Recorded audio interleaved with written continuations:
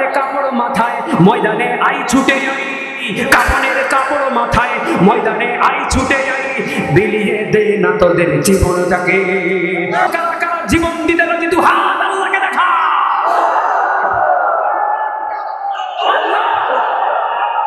যারা জনগণের টাকা মেরে দিল্লিতে প্রাসাদ গড়ে, জনগণের টাকা মেরে লন্ডনে প্রাসাদ গড়ে, আর জনগণের টাকা মেরে ইন্ডিয়ায় প্রাসাদ গড়ে, জনগণের টাকা মেরে আমেরিকা প্রাসাদ গড়ে, আর জনগণের টাকা মেরে দিল্লিতে প্রাসাদ গড়ে, জনগণের টাকা মেরে অস্ট্রেলিয়ায় প্রাসাদ গড়ে।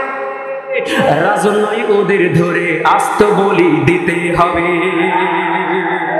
কি হবে বেঁচে থেকে, কি হবে বেঁচে থেকে, অযথা বিদ্যা শিখে যদি না করতে পারি শোষণবিহীন সমাজটাকে। কি হবে বেঁচে থেকে, কি হবে বেঁচে থেকে, আরো আছে বলবো। কি হবে আকাশ ছোঁয়া মিনার গলা মসজিদেতে, যেই দেশেতে ইমাম খুন হয় মসজিদেরই যায় নামাজে। কি হবে আকাশ ছোঁয়া মিনার গলা মসজিদেতে, যেই দেশেতে মুয়াজ্জিন খুন হয় মসজিদেরই যায় নামাজে। সারি সারি মুসল্লি বসা, সারি সারি মুসল্লি বসা, কত যে মুনাফিক বসা, সারি সারি মুসল্লি বসা, কত যে মুনাফিক বসা। তাই তো হলো না আজও ইমাম হত্যার বিচার দেশে। কি হবে বেঁচে থেকে, কি হবে বেঁচে থেকে, অযথা বিদ্যা শিখে যদি না করতে পারি শোষণবিহীন সমাজটাকে। কি হবে বেঁচে থেকে, কি হবে বেঁচে থেকে। নবীজি কি ভালোবাসেন সবাই? এবার আপনাদের আওয়াজে বলে দিতে হবে। একজন থাকবেন না, একবার জন্য রেডি থাকবেন তো একজন। নবীজি কি ভালোবাসেন সবাই? কি হবে শেষ নবীজির উম্মত বলে দাবি করে, যদি ওই নবীর চেয়ার কাদিয়ানীরা দখল করে।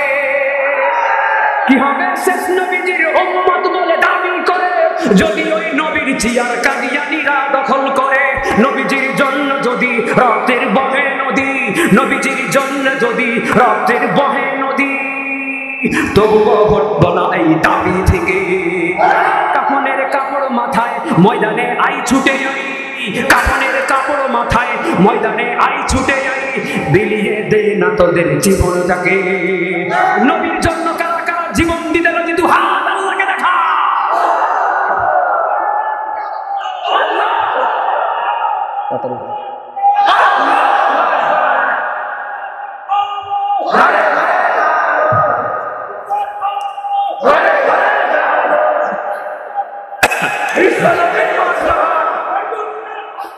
জ্বালিয়ে দাও, পুড়িয়ে দাও,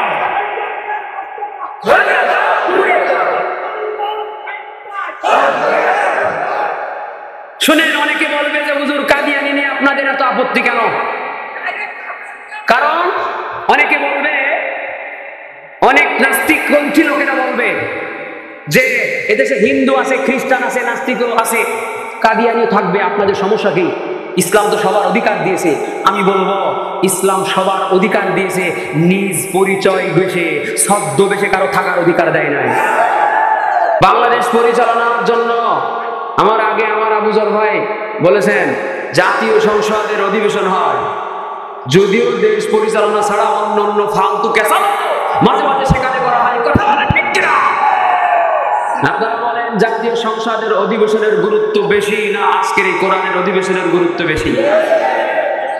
তাইলে কোরআনের অধিবেশনের গুরুত্ব যদি বেশি হয়, তাহলে এই জায়গায় বসে বসে আপনি বাদাম চিকবেন আর পান খাবেন, আর বাংলাদেশে ইসলামী রাষ্ট্র কায়েম হয়ে যাবে ঘুমায় ঘুমায়। এত সহজ না, আপনাকে কোরআনের সঙ্গে বেয়াদবি করতে দেওয়া হবে না। রাগ করতেছেন আপনারা? বেজার হইতেছেন আপনারা? ওয়াজ মাহফিলে সমর্থন করার লোকের বড় অভাব, ডিস্টার্ব করার লোকের অভাব নাই। গত 2 বছর এমনিতে ঠিক মতো ওয়াজ মাহফিল হয়নি। করোনা ওমিক্রনের অজুহাতে কিছু রাজনৈতিক অজুহাত খারাপ হয়ে যায়। তো এখন তো যাই হোক, এবছরে আল্লাহর রহমতে গত 2-3 বছরের থেকে পরিবেশ পরিস্থিতি অনেক ভালো। এই মাহফিল বন্ধ শুধু করোনাই করে নাই, এদেশে কিছু মুসলমানের সন্তান আছে জন্মের পরে কানে আযান দিছিল, আযানের সময় বিসমিল্লাহ ওয়া মিল্লাতি রাসূলুল্লাহ পড়বে, কিন্তু নামের মুসলমান কোরআনের মাহফিল 4 বছর ধরে রাখা হবে ঠিক কিনা?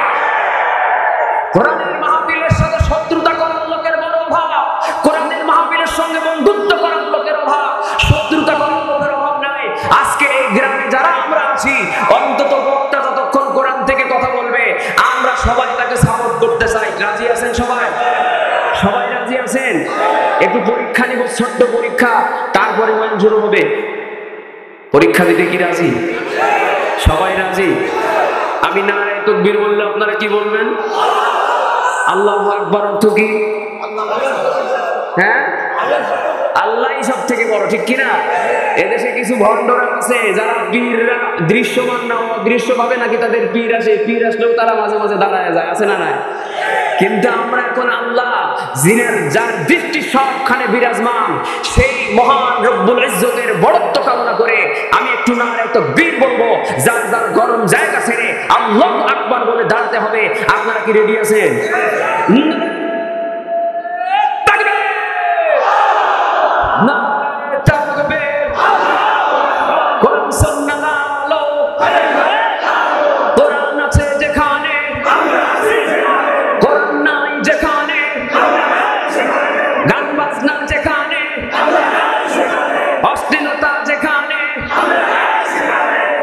অনেকক্ষণ বসেছিলেন তো, একটু দাঁড়ায় ভালো করে আরাম করা ছেড়ে নেন।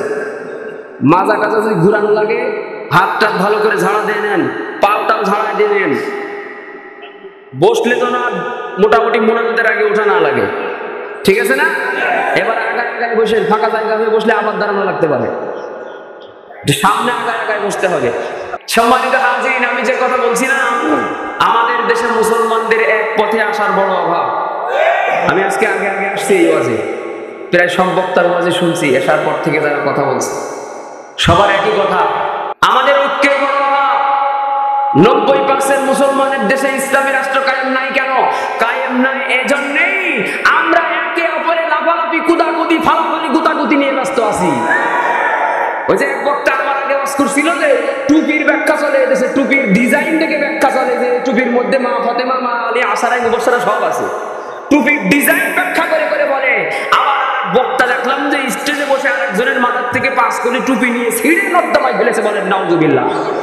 যে দেশের মানুষেরা টুপি দাঁড়িয়ে আমিন জোরে আসতে বলে নিজেরা খুনোখুনি হত্যা করে, সে দেশে ইসলাম কায়েম হবে না। আমাদের আবু যর গিফারি আর আমরা যখন একসাথে বিভিন্ন প্রোগ্রাম করি তো অনেকে মনে করে যে এরা তো দুইজনে দুই টাইপের বক্তা একসাথে হইলো কেমনি। আমি ওনারে দাওয়াত দিই, উনিও আমারে দাওয়াত দেয়, আর আত্মীয়দের সম্পর্ক তো আছেই। শুধু ওনার সাথে না, আমি মনে করি বাংলাদেশের যেখানেই কোরআনের মাহফিল হবে, যারাই আয়োজন করুক, আগ্রসীও যদি আয়োজন করে, কোরআনের আয়োজন যদি করে, আমি মায়ের খাওয়ার ভয় থাকলেও ও জায়গায় যে প্রয়োজনে মায়ের খেয়ে আসবো, তবুও তায়েফের সুন্নাত পালন করার নিয়তে বলে যাবো। কথা বলে ঠিক কিনা? এজন্য মুসলমান ভাইরা আমার, আমাদের দেওয়ালে পিঠ থেকে গেছে। আমরা কবে ভালো হব? আমাদের আর কবে হুঁশ হবে? দেওয়ালে আমাদের পিঠ থেকে গিয়েছে। দাজ্জাল আসার টাইম হয়ে গেল, ইমাম মাহদী আলাইহিস সালাম আসার টাইম হয়ে গেল, হযরত ঈসা আসার টাইম হয়ে গেল। এখন আমরা একজন আরেকজনের লেজ ধরে টানাটানি করতেছি। আসুন, আমরা যখন মারামারি করতেছি, ঠিক সেই সময় ইহুদি, খ্রিস্টান, নাস্তিক, বেঈমানেরা আমাদের কলিজা ছিঁড়ে খাবলে খাওয়ার ষড়যন্ত্র করতেছে। আর মারামারি করব না আমরা, কথা বলে ঠিক কিনা?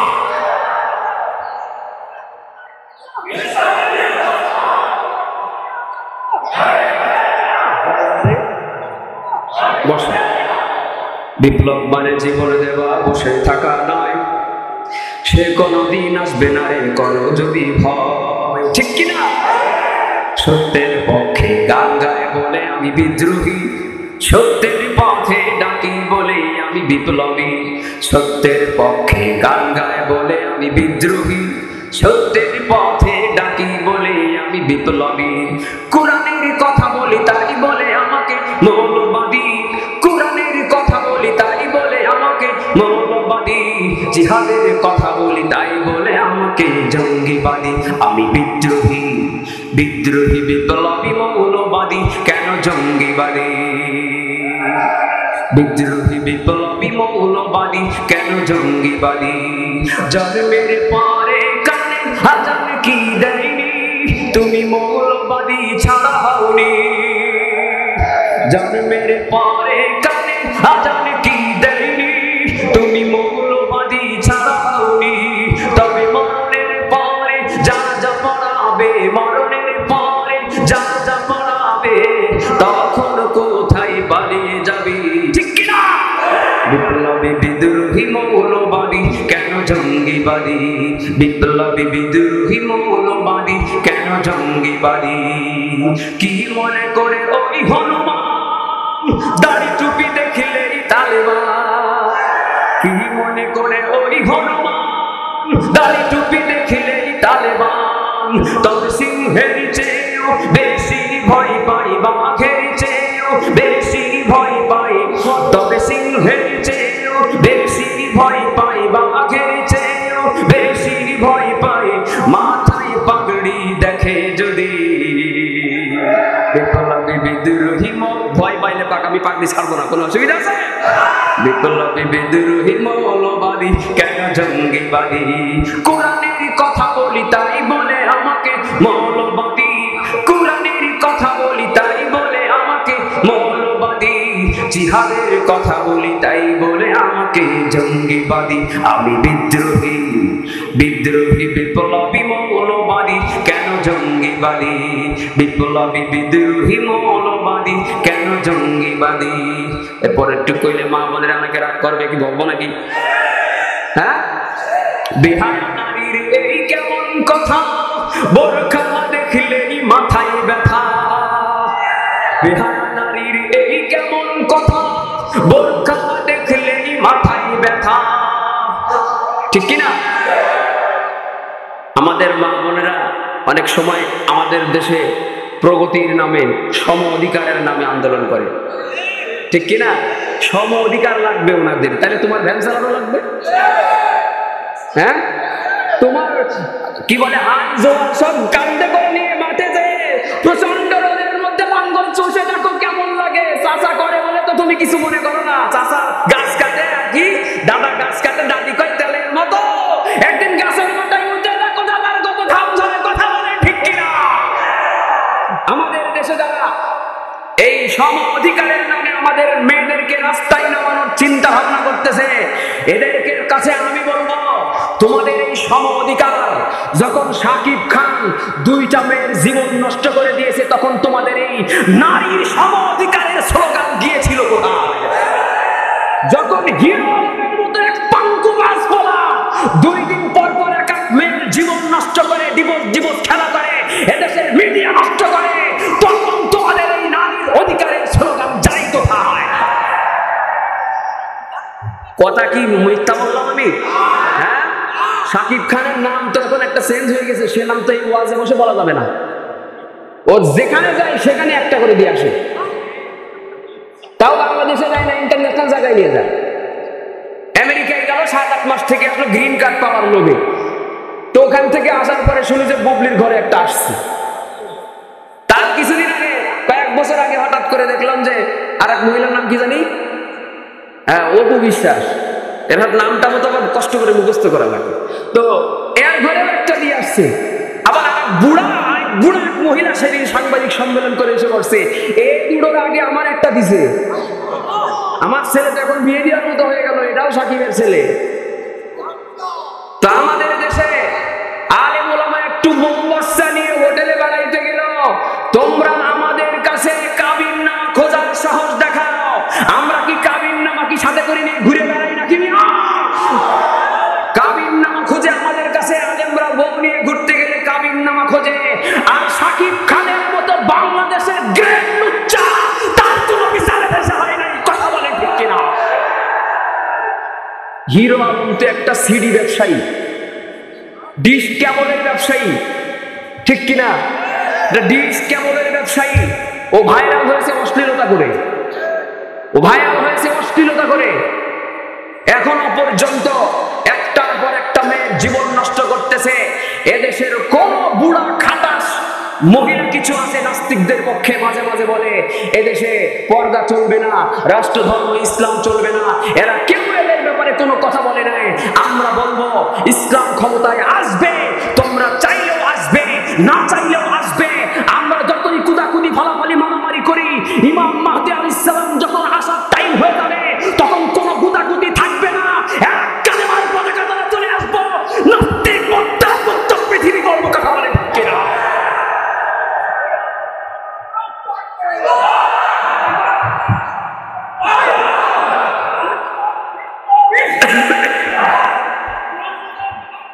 أعوذ بالله من الشيطان الرجيم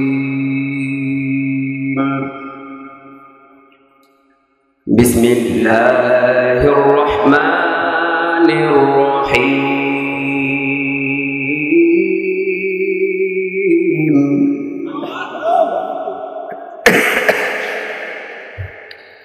إن الذين قالوا ربنا الله ثم استقاموا تتنزل عليهم الملائكة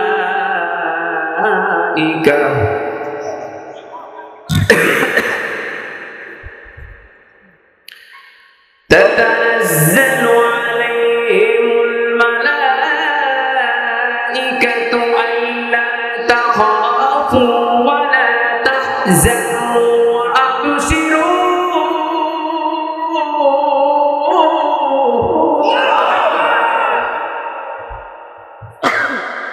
وأبشروا بالجنة التي كنتم توعدون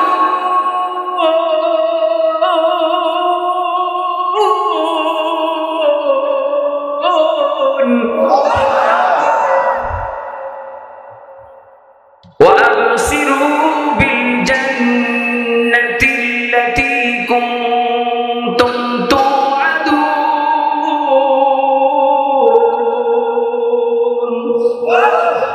মুসলমান ভাইরা আমার, পর্দার আড়ালের সম্মানিত মা বোনেরা, একবার একটু মহাব্বতের জোর আওয়াজে বলেন তো আমাদের রব কে?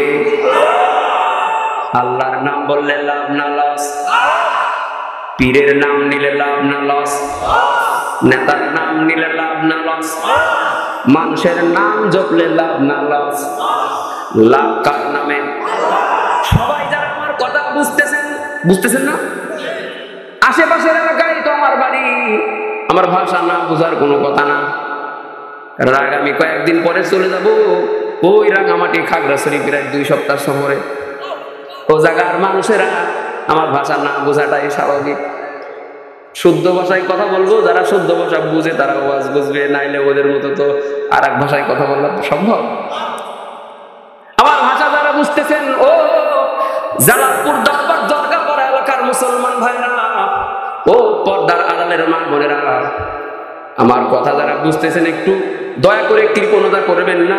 আল্লাহকে খুশি করার জন্য আওয়াজ দিয়ে বলবেন, মরার সময় ঈমানি হালতের মরণ আমাদের কার সহযোগিতায় হবে? কার সাপোর্ট লাগবে? আল্লাহর সাপোর্ট নাই, আল্লাহর সঙ্গে কানেকশন নাই, আল্লাহর সঙ্গে হট কানেকশন নাই, আল্লাহর সঙ্গে লিয়াদু নাই, আল্লাহর সঙ্গে মুহাব্বত আর ভালোবাসার সম্পর্ক নাই।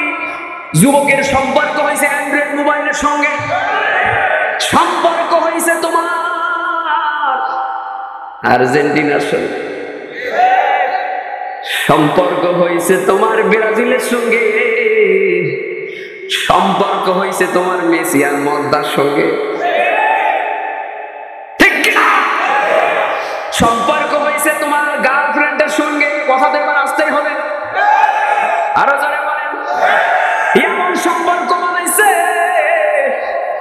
3 ঘন্টা সারা রাত, কমপক্ষে 3 ঘন্টা লাগাতার সব গুজারিয়ে আমল করা লাগে, কমপক্ষে 3 ঘন্টা হতেই হবে, নাহলে পেট ভরে না। আসে না নাই? কথা তো আসতেই বলবে, কারণ যুবকরা এবার আসতে আওয়াজ করতেছে। মুরব্বীরা আমার একটা সহযোগিতা করে বলেন কথাটা ঠিক কিনা। এমন যুবক যুবতী আপনার আশেপাশেই আছে, এ মাহফিল অনেকে আছে, প্রত্যেক দিন এ গার্লফ্রেন্ডের সঙ্গে 3 ঘন্টা 4 ঘন্টা দুজনের বাড়িতেই থাকে, কিন্তু সারা রাত একসাথে থাকলে যা কিছু হতো তার থেকেও বেশি কিছু হয়ে যায়। মুরব্বী নাউজুবিল্লাহ বললেও কথা যা বলছি সত্য। যুবকরা বলেন ঠিক কিনা? দূরে থাকলে কাছে থাকলে কি হইতো তার থেকে বেশি কিছু হয়ে যায়। সম্পর্ক হয়েছে নারীর সঙ্গে, সম্পর্ক হয়েছে তোমার আরেকজনের সঙ্গে, সকিনা মরিনার সঙ্গে। তুমি বিশ্বকাপ খেলা দেখার জন্য গভীর রজনীতে কনকনে ঠান্ডা পানি দিয়া উজু করে কোনোদিন নামাজের জন্য ডাকলো, তুমি বলছো এত শীতের মধ্যে উঠবে কিনা? এত শীতে কি নামাজ পড়া যায়? এত ঠান্ডার মধ্যে কি নামাজ পড়া যায়? কিন্তু বিশ্বকাপ খেলার টাইম যখন কনকনে শীতের মধ্যে আসে, রাত 3টার সময় শিডিউল হলো, তোমারে কেউ জাগায় দেয়া লাগে না, তোমার বাবাজি শয়তান তোমারে জাগায় দিয়ে যায়। সম্পর্ক করতে হবে কার সঙ্গে? ধরে বলেন।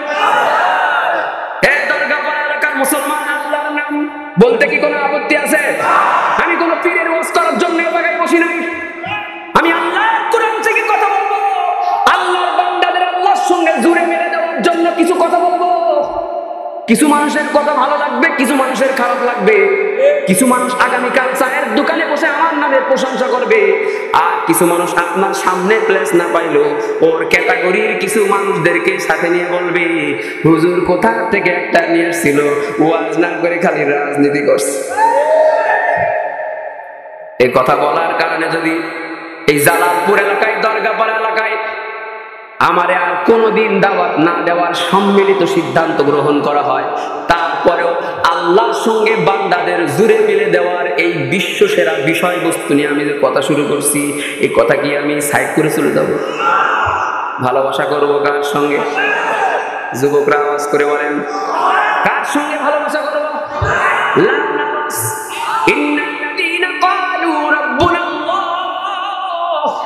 যারা কি আল্লাহকে আল্লাহ বলে স্বীকৃতি দিবে এবং এটার উপরে স্থির থাকবে, তাল খাবে না, পড়ে যাবে না, সিজনাল মুসলমান হবে না, সুবিধাবাদ জিন্দাবাদ টাইপের মুসলমান হবে না। কথা বলেন ঠিক কিনা? এরা মরার সময় একটা ঘটনা আল্লাহ ঘটাই দিবে। এই আয়াতের তাফসীর বহুত শুনেছেন আপনারা, যেটা শুনেছেন ওটা আমি কব না। আয়াতের তাফসীরের এমন একটা জায়গা নিয়ে আমি আজকে আলোচনা করা শুরু করছি। আমার আবু যর গিফারিও আজকে এই আয়াতের থেকে আংশিক আলোচনা করেছে, কিন্তু আমি এমন জায়গা থেকে আলোচনা করব যেটা ওর পরে বলার কথা। শুনবেন আপনারা? এমন একটা অংশ নিয়ে আমি এর থেকে আজকে মূলত আলোচনা করব, যে তাফসীর আমি যখন নিজেও স্টাডি করছি, শুনলাম, আমার মনে হয়েছে আমি নিজেও এই তাফসীর এই আজকে প্রথম শুনলাম। এত গুরুত্বপূর্ণ একটা আয়াত, গুরুত্বপূর্ণ একটা ব্যাখ্যা আল্লাহ এই আয়াতের মাধ্যমে দিয়ে দিয়েছে। সুবহানাল্লাহ বলেন। সম্পর্ক করবো কার সঙ্গে? আরেকবার বলেন। যারা আল্লাহর সঙ্গে সম্পর্ক করে পরীক্ষা দিয়ে পাস করবে, মরার টাইমে তাতানাজ্জালু আলাইহিমুল মালাইকা, ফেরেশতা নাজিল হবে। কোন ফেরেশতা নাজিল হবে? কয়টা ফেরেশতা নাজিল হবে? নাম তাদের কি হবে? কাজ কি হবে? কোন কোন সময় নাজিল হবে? এটা হচ্ছে আমার আজকের সাবজেক্ট। আছেন আপনারা আমার সঙ্গে? বলেন তো, জিবরাইল আলাইহিস সালামের কাজ কি? কার কাছে? কার কাছ থেকে? নবী কি আছে এখন? কেউ আসবে? আর এখন জিবরাইল আলাইহিস সালামের কাজ কি? প্রশ্ন আসে না? এখন ওনার কাছে আজরাইল আলাইহিস সালামের কাজ তো শেষ পর্যন্ত নিজেরটাও নিজে বের করা লাগবে, নিজেরটাও কবজ করা লাগবে, ওনার ডিউটি শেষ নেই। কিন্তু জিবরাইল আলাইহিস সালামের এই সন্তানের কাজ কি?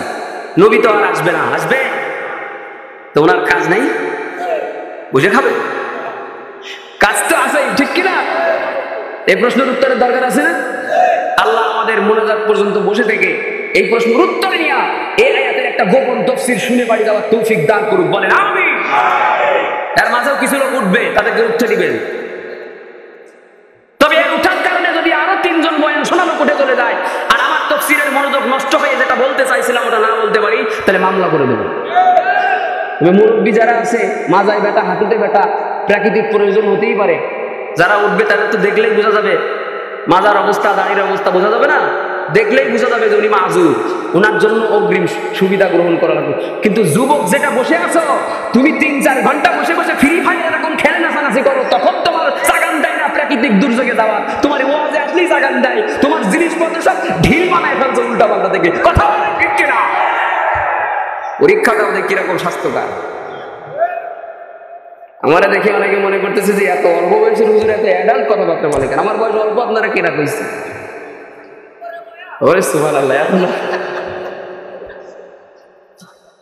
চাচা হতো না, অর্ধেক কইছে।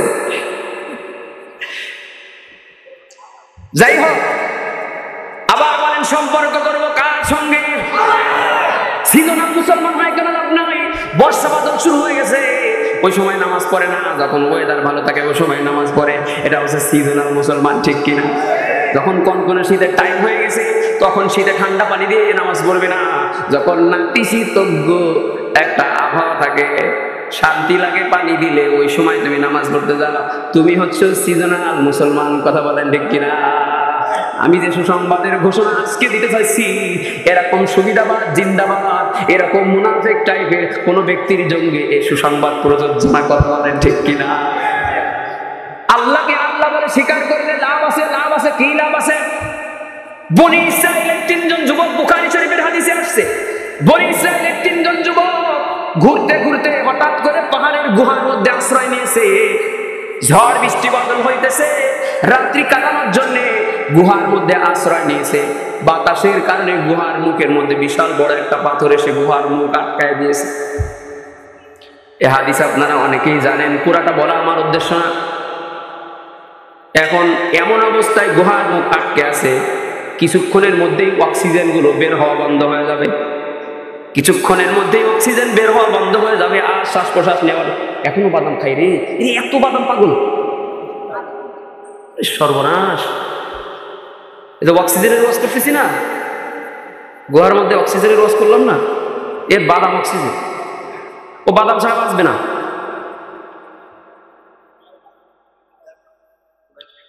আল্লাহ ওদের হৃদায়ত দিক। আরো জোরে বলেন।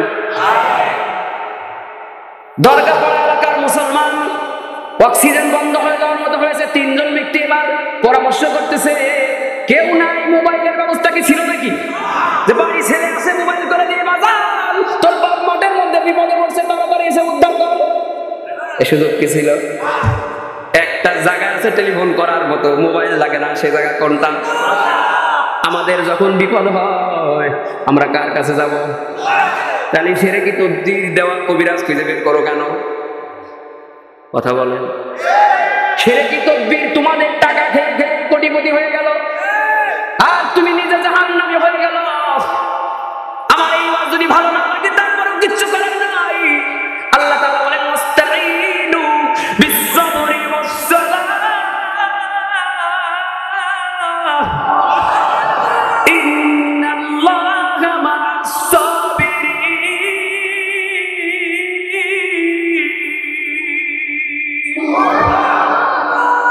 যে কোনো বিপদ আপদ হইলে নামাজ এবং ধৈর্যের মাধ্যমে আল্লাহ সহযোগিতা কামনা করো। মিয়া, বিপদ হইলে নেতার কাছে ফোন দিয়ে কোনো লাভ নাই।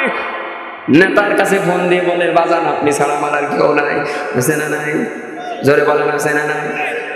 যত পীরের সঙ্গে লিয়াজও থাকে, যত ইসলামী দলের সঙ্গে লিয়াজও থাকে, যত ওয়াজ মাহফিলের সঙ্গে লিয়াজও থাকে, যত না মসজিদের মুসল্লির জায়গায় তোমার নাম থাকে, বিপদ এসে গেলে বোঝা যায় কার ইমানের দাম কয় টাকা। কথা বলেন ঠিক কি? হুসাইন মোহাম্মদ এরশাদ মরহুম, উনি একদিন একটা কথা বলছিল। উনি বলছিল, বাংলাদেশের কোন হুজুরের ইমানের কয় টাকা দাম এটা আমি জানি, কোন হুজুরের ইমানের কয় টাকা দাম এটা আমি ভালো করে জানি, কারণ উনি তাদের ইমান কয়েকবার কিনা বেচা করেছে। ঠিক কিনা? এরকম হুজুর এখনো আছে না নাই? আসতে বললো, আছে না নাই? মনে রাখতে হবে, আমার মতো টুপিওয়ালা বহুত আছে, আমার থেকে বড় দাড়িওয়ালা বহুত আছে, আমার থেকে উঁচু পাগড়িওয়ালা লোক এদেশে বহুত আছে, আমার থেকে বড় বক্তা 50,000 1 লক্ষ টাকা তাদের আনতে লাগবে, এরকম বহুত বক্তা আছে যাদের নামে বহুত লোক হবে, কিন্তু জাহান্নামে গিয়ে দেখবেন এরা সবার আগে আছে। কথা বলে ঠিক কিনা? মুসলমান ভাইরা আমার, 3 জন ব্যক্তি মিলে দোয়া করতেছে, তাড়াতাড়ি আল্লাহর কাছে দোয়া করো। কার জীবনের কি ভালো আমল আছে ওগুলার ওসিলা দিয়ে দোয়া করো, আল্লাহ যেন আমাদের বিপদ দূর করে দেয়। তো একজন আল্লাহর কাছে দোয়া করতেছে, আল্লাহ, মা বাপ ভক্ত একটা ছেলে, আমি যেখানে থাকি সারাদিনের কাজ কাম শেষ করে বাড়িতে এসে আমার পশুর থেকে দুধ দহন করে আমার মা বাপকে আগে খাওয়ায়, তারপরে ছেলে মেয়েদেরকে খাওয়ায়। একদিন আমি বাড়িতে এসে আসতে দেরি হয়ে গেল, এসে দেখলাম ছেলে মেয়েরা জেগে আছে, মা বাপ ঘুমায় গেছে। দুধ দহন করে বাবার মাথার কিনারায় দাঁড়ায় আছি, মা বাবার ঘুম যখন ভাঙবে তখন আমি মা বাপকে রাতের ডিনার করাবো। কিন্তু আল্লাহ, ছেলে মেয়েগুলো কান্নাকাটি করতেছে যে আপনার বাপ মা তো ঘুমায় গেছে, আমাদের একটু খাওয়ান। আমি ছেলে মেয়েদেরকে কষ্ট দিয়াতে ওদের যতটুকু কষ্ট হয়েছে তার থেকে বেশি কষ্ট বাবা হিসাবে আমার হয়েছে। কলিজার টুকরা সন্তান যা আছে সে জানে একটা সন্তান পর কলিজা ছেড়ে ধন। কথা বলেন, এ যুগের ছেলেরা মনে করে বাপে খালি ঝাড়ে দেয়, বাপে আমারে ভালোবাসে না, বাপে তোমারে বকা দেয় বলে, বাপে তোমার সঙ্গে ভালো করে কথা কয় না বলে তুমি মনে করো তোমার বাবা তোমারে খালি খ্যাট খ্যাট করে, তোমার মায় তোমারে ভালোবাসে, তোমার বাপে তোমারে ভালোবাসে না। আরে কেউ মারবে আর কেউ শাসন করবে, শাসন করাও ভালোবাসার একটা রূপ। কথা বলেন ঠিক কিনা? তোমার বাপে যদি তোমারে অতটুকু শাসন না করতো, বাপেও যদি মায়ের মতো আহ্লাদিপনা করতো, তাহলে তো তুমি বান্দর হয়ে মাথায় নাচানাচি করতা। ও মুসলমান, এই লোকটি বলে আল্লাহ আমি বলেছিলাম সন্তান তোরা কষ্ট পাইলো আমার কিছু করার নাই, আমার মা ঘুমাচ্ছে, আমার মা বাবাকে না খাওয়াইয়া তোরে খাওয়াবো না। সকাল হয়ে গেল, ফজরের সময় পর্যন্ত আমি মা বাবার জন্য অপেক্ষা করেছি, মা বাবাকে খাওয়াইয়া তারপরে আমার সন্তানদেরকে খাওয়াইছি। আল্লাহ শুধুমাত্র তোমার খুশির জন্য আমি মা বাবার খেদমত করছি, তোমার খুশির জন্য আমি মা বাবার খেদমত করছি, কোনো লৌকিকতা এর মধ্যে আমার ছিল না। আল্লাহ এই ইবাদত যদি তোমার কাছে কবুল হয় তাহলে গর্তের মুখে ওই পাথরটা তুমি সরায় দাও। তাকায় দেখে সঙ্গে সঙ্গে পাথরটা একটু সরে গেছে, কিন্তু পাথরটা এতটুকু সরছে যাতে মোটামুটি অক্সিজেন আসে, কিন্তু মাথা বের হবে না। তাহলে আরো ফাঁকা হওয়ার দরকার না? আর একজন দোয়া করতেছে, আল্লাহ আমার তোর মতো ওসিলা দেওয়ার মতো তেমন ভালো কোনো আমল নাই। আমি একটা বদকার মানুষ, আমি একটা পাপিষ্ট মানুষ, আমার একটা চাচাতো বোন, এই চাচাতো বোনের প্রতি আমি আকৃষ্ট ছিলাম। এই যুগের ছেলে চাচাতো ভাই বোনেরা কি প্রেম করে নাকি? চাচাতো ভাই বোনের সঙ্গে প্রেম করে, কিন্তু বিয়ে করে দুইজনই আর এক জায়গায়। নিজে কথা বলল, কর্তৃক লাগবে প্রমাণ চলছে না? মুসলমান ভাইয়েরা আমার, এই ব্যক্তি যখন বলে হাত উঠাই, ও আল্লাহ আমি এমন একজন পাপী বান্দা, চাচাতো বোনের সঙ্গে প্রতি আমি দুর্বল ছিলাম, চাচাতো বোন তাকে আমি কুপ্রস্তাব দিয়েছিলাম, ও চাচাতো বোন আসো তোমার সঙ্গে একটু আমি এই মানে যা করে আর কি, আসো তোমার সঙ্গে আমি একটু গুনাহের কাজ করি। এই চাচাতো বোন ওরে পাত্তা দিল না, কিন্তু দেশের মধ্যে দুর্ভিক্ষ চলে আসলো। আমাদের দেশেও নাকি 2023 সালে দুর্ভিক্ষ আসবে, ভয় দেখানো হইতেছে। কথা বলেন ঠিক কিনা? আমাদের দেশে দুর্ভিক্ষ দেখানো হবে, দুর্ভিক্ষ আসতেছে। দহারাল ফাসাদু ফিল বাররি ওয়াল বাহরি বিমা কাসাবাত আইদিন নাস। আসমান জমিনের মধ্যে যাহা কিছু হয় সব কাদের হাতের কামাই, মানুষের কাদের কাদের কাদের। এই করোনা ছিল এ কাদের হাতের কামাই, এ অমিক্রণ ছিল এ কাদের হাতের কামাই। লকডাউন দিয়া 3-4 মাস বছরের পরে বছর যে লকডাউন কয়েক দফায় হয়ে বাংলাদেশের মানুষেরা যে গরিব হয়ে গেল, বিশ্ব অর্থনৈতিক মন্দা শুরু হয়ে গেল, এসব কাদের হাতের কামাই? আমাদের হাতের কামাই, আমাদের হাতের কামাই। আমাদের পাপের কারণে আল্লাহ বেজার হয়ে গেছে। কথা বলেন ঠিক কিনা? কোরআনের সঙ্গে বেয়াদবি করার কারণে আল্লাহ বেজার হয়ে গেছে, কোরআনের সঙ্গে বেয়াদবি করার কারণে আল্লাহ বেজার হয়ে গেছে। এই বাংলাদেশে বহুত কোরআনওয়ালা আল্লাহর বান্দারা যারা এই মাঠে বসে বসে মানুষদেরকে চোখের পানি ছেড়ে ছেড়ে আল্লাহর হেদায়েতের কথা বলতো, এই প্রচন্ড শীতের মধ্যে জেলখানার ফ্লোরের মধ্যে তারা ঘুমাইতেছে। বাড়ির মধ্যে বিছানা আছে, নিজের গাড়ি আছে, সব আছে, কিন্তু অন্তত 2000 আলেম এখনো কারাগারের মধ্যে বন্দী আছে। 2000 আলেম কারাগারের মধ্যে তাহাজ্জুদ নামাজ পড়ে, তাহাজ্জুদ নামাজ পড়ে আল্লাহর কাছে যখন কান্দে, এই জেলখানার আলেমদের চোখের পানিগুলোর কারণে এদের ধ্বংস হয়ে যাবে। কিনা বলে? এখনো সময় আছে। 2023 সালে দুর্ভিক্ষ হবে, দুর্ভিক্ষ ঠেকানোর জন্য কি করবেন? কি করবেন? সমুদ্রের পানি আসলে নয় আপনি ড্রেন করেন, আই করেন, বহুত কিছু করেন, কিন্তু দুর্ভিক্ষ কোন দিক দিয়ে আসবে আপনি ঠেকাবেন কোন দিক দিয়ে? কেমনে ঠেকাবেন? ঠেকানোর পন্থা একটাই, আল্লাহর ওলিদের সঙ্গে যখন বেয়াদবি করা হয়, আল্লাহর ওলিরা যখন মজলুম হয়ে যায়, তখন পৃথিবীর মধ্যে দুর্ভিক্ষ শুরু হয়ে যায়। হাদিসে কুদসির মধ্যে এসেছে, মান আদালি ওয়ালিয়ান ফাকাদ আযামতুহু বিল হার। আল্লাহর নবী বলেন, আল্লাহ তাআলা হাদিসে কুদসির মধ্যে আল্লাহ নিজেই বলেছেন, যখন আমার ওলির সঙ্গে শত্রুতা করা হয়, তাদের সঙ্গে আমি আল্লাহ নিজেই যুদ্ধ ঘোষণা করে দিলাম। সুতরাং আমাদের দেশের মধ্যে 2000 আলেম উলামা এখনো পর্যন্ত জেলখানার এই ফ্লোরের মধ্যে ঠান্ডায় কাঁপতেছে। আপনি কেমনে দুর্ভিক্ষ ঠেকাবেন, কেমনে করোনা ঠেকাবেন, কেমনে অমিক্রণ ঠেকাবেন? আমরা বলবো এই দুর্ভিক্ষ ঠেকানোর প্রস্তুতি হিসাবে হলো, দুর্ভিক্ষ থেকে বাংলাদেশকে বাঁচানোর জন্য হলো 2000 আলেমকে জেল থেকে মুক্তি দিয়ে দেন। বাংলাদেশের 17 কোটি জনগণ আপনাদেরকে সাধুবাদ জানাবে। না হলে দুর্ভিক্ষ এসে যদি এ বাংলাদেশ ধ্বংস হয়ে যায়, নূহ আলাইহিস সালামের কওমের মতো পৃথিবীর অবস্থা বদলে দিতে পারে। তার কারণে তাই হবে না, আপনারা অন্য কেউ হবে না। কথা বলেন কেন? আল্লাহ হেদায়েত দান করুক, বলেন আমিন। আল্লাহ শুভবুদ্ধির উদয় দান করে দিক, সকলে আবার বলেন আমিন। মুসলমান ভাইরা আমার, এই ছেলেটা দোয়া করতেছে, আল্লাহ চাচাতো বোনের প্রতি আমি দুর্বল ছিলাম, কিন্তু চাচাতো বোন আমারে পাত্তা দিত না। কিন্তু হঠাৎ করে যখন দুর্ভিক্ষর টাইম চলে আসলো, চাচাতো বোনের ঘরের মধ্যে যখন অভাব শুরু হয়ে গেল, আমি বড় লোক মানুষ, আমার চাচাতো বোন আমার কাছে দাবি করেছে আমার কিছু টাকা পয়সা দাও। আমি চাচাতো বোনকে বলেছিলাম 100 স্বর্ণ মুদ্রা তোরে আমি দিব, প্রয়োজনে বিনিময় হিসাবে আমার সঙ্গে কিছু টাইম দেওয়া লাগবে।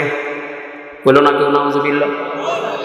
এদেশের মধ্যে বিভিন্ন অফিস আদালতের মধ্যে এমন অফিসার আছে না নাই? বহুত অফিসার এমন আছে, বিধবা নারী তার স্বামী হারা গেছে, ছেলে মেয়েদের মুখে দুমুঠো ভাত তুলে দেওয়ার জন্য অফিসে পিয়নের চাকরি নিয়েছে, অফিসের মধ্যে রিসিপশনের চাকরি নিয়েছে। আর এই অফিসের যে বস থাকে, নিজের বউ রেখে দুর্বলতা স্বীকার করে এই বিধবা নারী পেটের দায়ে রিসিপশনের চাকরি করতে আসছিল। বেতন বাড়ানোর নামে, বেতন আটকানোর নামে ব্ল্যাকমেইল করে এই মেয়েদেরকে নষ্ট করে। কথা বলেন আছে না? আগে উসুলে যখন আছে, এই ব্যক্তি তখন বলে 100 স্বর্ণ মুদ্রা তোরে দিব, আমার উদ্দেশ্য হাসিল করা লাগবে। মেয়েটি অভাবের তার নাই রাজি হয়ে গেল, মেয়েটি অভাবের তার নাই রাজি হয়ে গেল। এবার 100 স্বর্ণ মুদ্রা, এই ছেলে বলে, আল্লাহ 100 স্বর্ণ মুদ্রা যখন আমি আমার চাচাতো বোনের সামনে আমি দিয়ে দিলাম, আমার চাচাতো বোনে স্বর্ণ মুদ্রার এই সম্পদগুলো নিজের হেফাজতে রাখার পরে কমিটমেন্ট অনুযায়ী আমার সঙ্গে নিরিবিলি নিরালায় গোপন জায়গায় আমার সামনে যখন আসলো, আমরা দুজনেই যখন জেনার কাজ শুরু করে দিব, দুজনেই যখন উলঙ্গ অবস্থায় হয়ে গেল, জেনা ব্যভিচার যখন শুরু হয়ে যাবে, আমার চাচাতো বোনকে আমি যখন ভোগ করার জন্য লোলুপ দৃষ্টিতে প্রস্তুতি নিচ্ছিলাম, ওই সময় আমার চাচাতো বোন চোখের পানি ছেড়ে অসহায়ের মতো আমার দিকে তাকাইয়া চোখের পানি ছেড়ে দিয়ে আমার কাছে বলে, ভাই, একই তো ভাই বোন আমরা, শুধু চাচাতো ভাই, আপন ভাইয়ের মতোই তো আমরা। তুই কি করে আমার দুর্বলতার শিকার নিয়া আমার এই ইজ্জত ছেড়ে দিলে তুমি দেখাইবি রে ভাই? তোর যদি এতই আমার সঙ্গে মেলামেশা করার ইচ্ছা থাকে, মোহরানা দিয়া বিয়া করে তুই আমার সঙ্গে মেলামেশা করবি। আর তা যদি না করিস, আল্লাহকে ভয় কর রে ভাই, আল্লাহকে ভয় করে তুই আমার সঙ্গে জেনা করিস না, আমারে মাফ করে দে। এ যুবক তখন বলে, আল্লাহ, ওই কঠিন অবস্থায় জেনার কার্যক্রম থেকে ফিরে আসা খুব কঠিন ব্যাপার যুবকের জন্য, আনম্যারিড যুবকের জন্য আরো কঠিন ব্যাপার। ওই যুবক তখন বলে, আল্লাহ, আমি ফিরে এসেছিলাম, আমার বোন যখন বলেছিল আল্লাহর ভয়ে জেনার থেকে বিরত থাকো, আল্লাহ ওই সময় আমি শুধুমাত্র তোমার ভয়ে, দুনিয়ার কোনো মানুষের জন্য না, তোমার ভয়ে আমি জেনার থেকে বিরত ছিলাম। আল্লাহ, এই ওসিলাই হলেও তুমি পাথরটা সরায় দাঁড়াও। তাকায় দেখে মুহূর্তের মধ্যে এই পাথরটা অর্ধেকটা সরে গেছে। নবী সাল্লাল্লাহু আলাইহি ওয়াসাল্লাম, মাইয়ুদ মিনাল ঈমান বাইনা রিজলাইহি ওয়া মা বাইনা লিহিয়াইহি উযমিনা লাহুল জান্নাহ। আল্লাহর নবী বলেন, যে ব্যক্তি দুইটা অঙ্গের হেফাজত করবে আল্লাহর জন্য, দুইটা অঙ্গের হেফাজত করবে, একটা হচ্ছে দুই ঠোঁটের মাঝখানের অঙ্গ জিহ্বা, আর একটা হচ্ছে 2 রানের মাঝখানের অঙ্গ, যৌন অঙ্গ। এই 2টা অঙ্গের হেফাজত করে আল্লাহ কবরে যে যাইতে পারবে, উজমিনা লাহুল জান্নাহ, তার জান্নাতের জিম্মাদার স্বয়ং বিশ্বনবী নিজেই হয়ে যাবে। কোন কোন যুবক আছেন আল্লাহর কবরের আযাব ভয় করো, আল্লাহকে ভয় করো, জান্নাতে যেতে চাও, জীবনে কোনোদিন জেনা বা বিচার অশ্লীলতার সঙ্গে আর কোনোদিন জড়িত হবো না, কারা কারা নিয়ত করতে পারেন? একটা আল্লাহু আকবার, নারে তাকবীর, নারে তাকবীর, হাত নামান, বলেন মারহাবা। কিন্তু গর্ত মানে পাথর যতটুকু সরেছে কোন রকম মাথাটা বের হবে, বডি বের হবে না। আর একটু সরার দরকার আছে না? আপনারা বিরক্ত হইতেছেন বাবা। এবার তৃতীয় আরেকজন বাকি ছিল, সে আবার দোয়া করা শুরু করে দিয়েছে। আল্লাহ, ব্যবসায়ী মানুষ, জোন ক্রয় করতাম, জোন বুঝেন না, দিন মজুর, আবার অনেক এলাকায় বলে কামলা, এদিকে জোনই বলে না। যাই হোক, এক দেশের গালি আর এক দেশের বলি তো, কামলা টামলা বললে আবার অনেকে কষ্টও পাইতে পারে, কিন্তু অনেক এলাকায় এটা আবার শুদ্ধ ভাষা। আমার একটা মাদ্রাসা আছে নারায়ণগঞ্জ সোনারগাঁ, ওইখানে আমি কোরবানির সময় বলছি যে ছাগল কিনতে হবে, এক মুরব্বী আমার বলছে, সি সি হুজুর আপনি ছাগল কিনেন? আমার মনে হইতেছে যে আমি কত বড় গালি দিছি আল্লাহ জানে। আমি বললাম যে চাচা ছাগল সমস্যা কি? বলছে সি আপনি হুজুর মানুষ গালি দিলেন, আপনি খাসি বললেন। আমি বললাম যে আমার এলাকায় তো আমি ছাগলও বলি, খাসিও বলি, সবই বলি, সমস্যা কি? কই না, ছাগল আমাদের এলাকায় হচ্ছে গালি। আপনি কাউকে কুকুর শিয়াল এগুলোকে গালি দিলে যেরকম গালি, কাউকে ওরকম গালি দেওয়ার সময় ছাগল বলেও একটা করে গালি দেওয়া হয়। ছাগল শব্দটা শুধু ওখানে গালির ক্ষেত্রেই ব্যবহার হয়। আপনি হুজুর মানুষ, আপনি ছাগল বলবে কেন? ছি ছি ছি ছি ছি। আমি বলছি তো করে নিলে আমার কোনোদিন কব না। এক দেশের গালি আর এক দেশের বলি। যাই হোক, এই লোকটি দোয়া করতেছে, আল্লাহ জন নিয়েছিলাম অনেকগুলো, কিন্তু একদিন এক পাগলা জন, সে তার পারিশ্রমিক না নিয়ে চলে গেছে, পারিশ্রমিক না নিয়ে চলে গেছে, কিন্তু ওর পারিশ্রমিকটা আমি তোমার ভয়ে গচ্ছিত করে রেখে দিছি, ওর আমানত আমি লুটে লুটে খাই নাই। বলেন মারহাবা। তুমি তো একটু ওয়ার্ডের পাওয়ার পেয়ে লুটে লুটে খাওয়া শুরু করো। হ্যাঁ, আরে ওয়ার্ডের পাওয়ারের কথা কি বলবো, জায়গার নাম বলা যাবে না, বললে আমি ধরা খেয়ে যাবো। একটা জায়গার নাম বলি, মসজিদ কমিটির কেশিয়ার হয়েছে, মসজিদ কমিটির কেশিয়ারের বাড়ি মসজিদের টাকা। কেশিয়ার সাহেবের মেয়ের আমার ওই পাড়ার আরেকজনের সঙ্গে ফুটুস ফুটুস আছে। কেশিয়ার সাহেবের মেয়ে যার সঙ্গে ফুটুস ফুটুস করছে, তার সম্পদের অবস্থা ভালো না, গরিবের ছেলে। কেশিয়ার সাহেব অনেক বড় লোক মানুষ, ও ছেলে বড় লোকের মেয়ে ধরে মোটামুটি লাইন মারছে, এমন কাম করছে। তো বড় লোকের মেয়ের মাথায় কাজ করে না, ওরে খালি বাড়ি থেকে সম্পদ পাস করে, কারণ ওরে মোবাইল না কি জানি কিনে দেবে, টাকা নাই। তো বাপে মসজিদের কালেকশনের টাকা বাড়ির মধ্যে কোথায় রাখছিল, সে টাকা চুরি করে কেশিয়ার সাহেবের মেয়ে ওর প্রেমিকারে দিয়ে দিয়েছে। এরপরে যে ঘটনা হয়েছে সেগুলো যদি বলি তাহলে আমি ধরা খেয়ে যাবো, বলা যাবে না, তাই বলে আমার সাথে না। মসজিদের কমিটির সভাপতি, সেক্রেটারি, কেশিয়াররা পর্যন্ত বিভিন্ন জায়গায় মসজিদের টাকা লুটে লুটে খায়। কথা বলে ঠিক কিনা? ওয়াজ মাহফিল আমাদের দেশে অনেকে দেয়, ওয়াজ মাহফিল দিয়ে বক্তার গাড়ি ভাড়ার টাকাও ঠিক মতো দেয় না। ভাই ওজন কালেকশন হয়নি, কি করবো, মাইকালার টাকা কামড়ে দেবো সেই চিন্তা করতেছি। সব টাকা দিয়া বক্তার কাছে কাউতালি করে, কিন্তু দেখা যায় 50,000 টাকা বেঁচে গেছে। কমিটির 5 জনে মিলে 10,000 টাকা করে ভাগ করে বাড়ি নিয়ে গেছে। এরকম নিউজ আমাদের কানে আসে, আমাদের গাড়ি ভাড়ার টাকা ঠিক মতো দেয় না। তাই বলে এই কমিটির না, কিন্তু আপনারা আমার মনে করেন না যে এই কমিটির নামে মনে হয় হুজুরের কাছে কে বলছে, হুজুর মনে হয় ফাঁকতালে রাগ ঝালাই দিল। এরা আমার সঙ্গে এরকম কোনো কথা বলেনি, এরা আমার সঙ্গে যা করবে ভালোই করবে আমি আশা করি, ঠিক কিনা? না দিয়ে বিদায় করবো, কোনো অসুবিধা নেই, তো আসছি তো কথা বলতে কোরআনের কথা, ঠিক কিনা?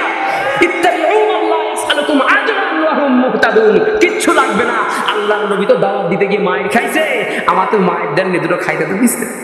আলহামদুলিল্লাহ, কিছু বলবেন?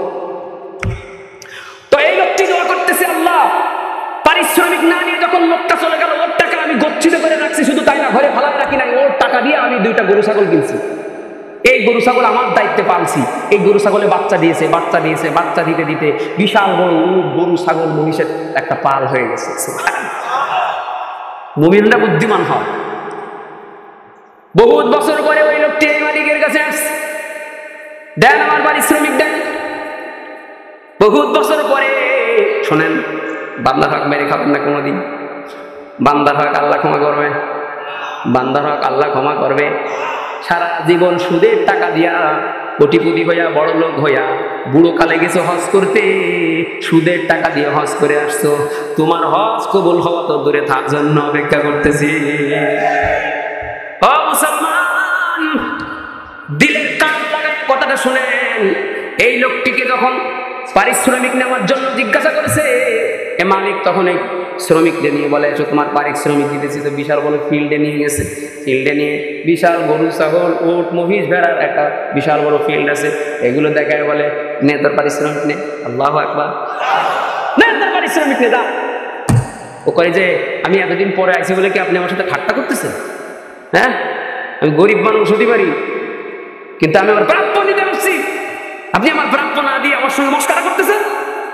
দেন, আমি যেটা পাই ওটাই দেন, খবরদার মস্কারা করবেন না। মনে করতেছে মস্কারা করতেছে। এ কি সম্ভব? সম্ভব। যেখানে মুমিন আছে, যেখানে ইসলামী রাষ্ট্র কায়েম আছে, সেখানকার মানুষেরটা এটা সম্ভব। কথা বলে ঠিক কিনা? এই লোকটি তখন বলে, ও ভাই, মস্কারা করি না। তোমার টাকা দিয়ে ব্যবসা বাণিজ্য করতে করতে, তোমার অপেক্ষা করতে করতে এই পশু পাখির পাও বেড়ে গেছে। তুমি মন চাইলে সব নিয়ে যাও, তোমার আমি হাদিয়া দিয়ে দিলাম। ওই লোকটি সব সম্পদ নিয়ে বাড়িতে চলে গেল। সুবহানাল্লাহ। এবার এই মালিক আল্লাহর কাছে বলে, আল্লাহ, এই যে লোকটারে এত সম্পদ আমি দিয়ে দিলাম, একটা ছাগলও আমি বলি না যে এ কয়েক বছরে যে আমি লালন পালন করছি, পারিশ্রমিক হিসাবে একটা বার আমারে দিয়ে যাও, এটা আমি করি নাই। গরিবের সম্পদ জায়গা মতো পৌঁছে দিয়েছিলাম। এটার উসিলাই হলো, আল্লাহ তুমি আমাদের দোয়া কবুল করো, পাথরটা সরায় দাও। তিনজন মুসাফির টাকা দেখি পাথরটা সরে গেল। তিনজন মুসাফির চিৎকার করে করে আল্লাহু আকবার, আল্লাহু আকবার বলে লাফ দিয়ে উপরে স্লোগান দিতে দিতে দাঁড়ায় গেল। আল্লাহু আকবার বললে কি অসুবিধা আছে? আল্লাহু আকবার বললে কি ক্ষতি আছে? আল্লাহু আকবার বললে কিছু মুসলমানের সমস্যা হয়ে যায়। কিছু মুসলমান বলে আল্লাহু আকবারের স্লোগান চলবে না। কিছু মুসলমান বলে আল্লাহু আকবার মানে জঙ্গিবাদের স্লোগানের গন্ধ পাওয়া যায়। কিছু মুসলমান বলে আল্লাহু আকবারের স্লোগান মুক্ত বাংলাদেশ করতে হবে। আমি বলবো তসলিমা নাসরিন তোর মা ছিল, তোর মায়ের মতো ছিল না? তুই তাদের সন্তান। তসলিমা নাসরিন এদেশে টিকতে পারে নাই। দাউদ হায়দার তোর বাপ ছিল, এদেশে টিকতে পারে নাই। সালমান রুশদি তোর বাপ ছিল, এদেশে টিকতে পারে নাই। কোন নাস্তিক মুক্তা থাকবে না বাংলাদেশে। আল্লাহু আকবারের আওয়াজ বাংলাদেশে থাকবে। এদেশে আল্লাহু আকবারের আওয়াজের কারণে সূর্য ওঠে, আল্লাহু আকবারের কারণে চন্দ্র ওঠে। কথা বলেন ঠিক কিনা? সুতরাং যারা আল্লাহু আকবারের আওয়াজ যাদের পছন্দ হয় না, এরা ইসলামের শত্রু, কোরআনের শত্রু, দেশের শত্রু, স্বাধীনতা সার্বভৌমত্বের শত্রু। কথা বলেন ঠিক কিনা? একটু পাওয়ার পেয়ে নিজে কখন কি বলে মাথায় কাজ করে না। কয়েকদিন আগে এক পরিকল্পনা জগতের লোক, নাম ওই পদের নাম বলবো না, এদেশের পরিকল্পনা পরের একটা শব্দ আপনারা বসায় নিয়ে উনি বলছে শুক্রবার ছুটি বন্ধ করে দেবো।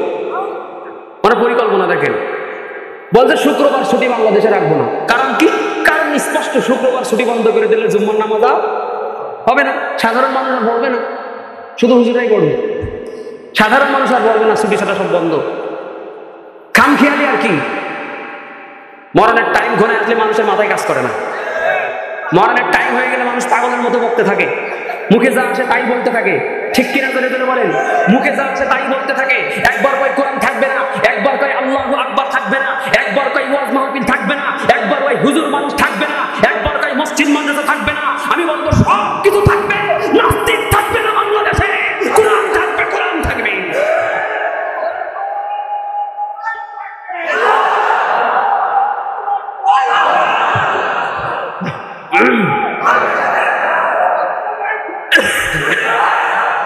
যদি আগুন লেগে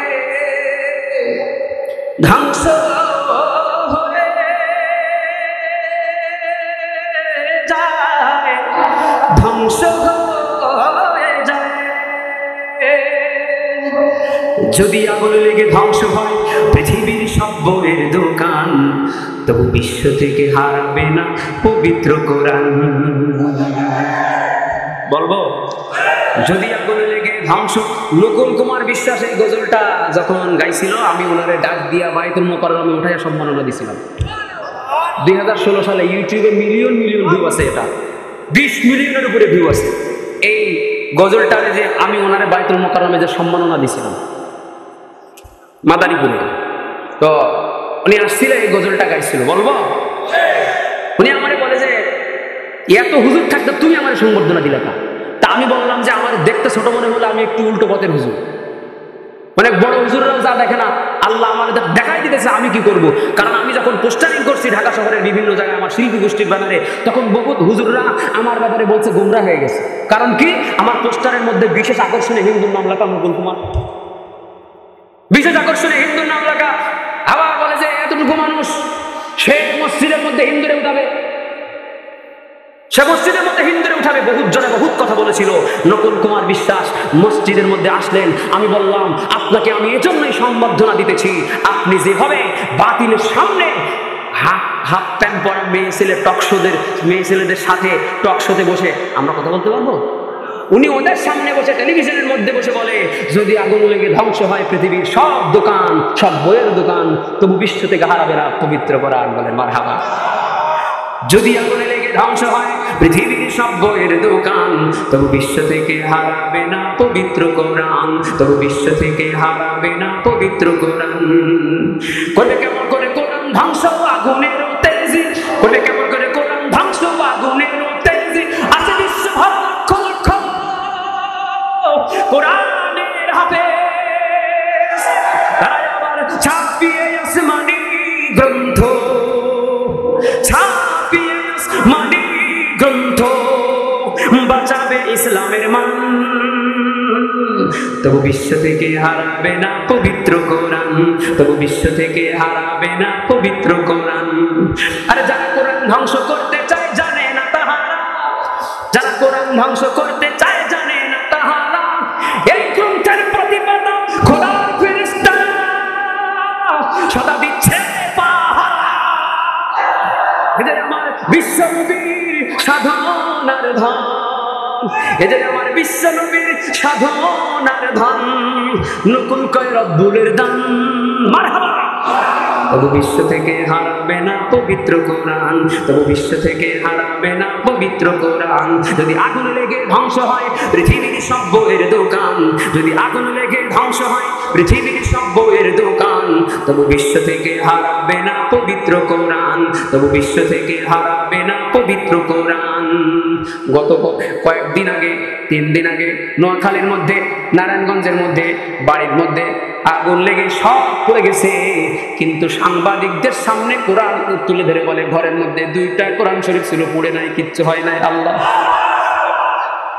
পাকিস্তানের সাবেক প্রেসিডেন্ট জিয়াউল হক বহু বছর আগে মারা গেছে বিমান দুর্ঘটনায়, বিমান পড়ে গেছে, লাশ পড়ে গেছে, দেহগুলো সব পড়ে গেছে, বুক পকেটের মধ্যে থাকা ছোট্ট কোরআন শরীফ পড়ে নাই।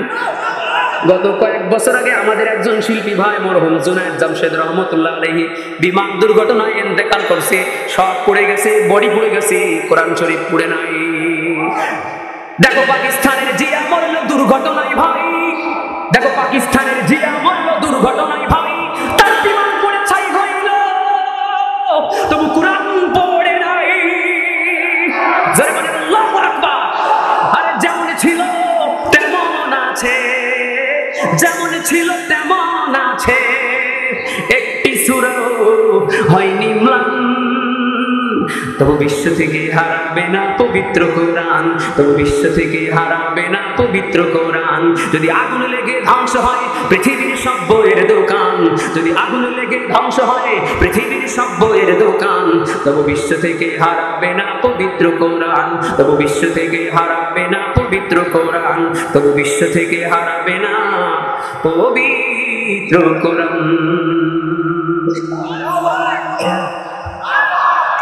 মনে করতেছিলাম যে গজর আরো 2-3টা গাবো, এর সামনে রেডিও আছে, কিন্তু মারহাবা পছন্দ না হলে কেমনে গাবো? একজনের একটা নারায় তাকবীর দেন তো, দেই কিরকম হয়, দেন নারায় তাকবীর, মুরব্বি দেন।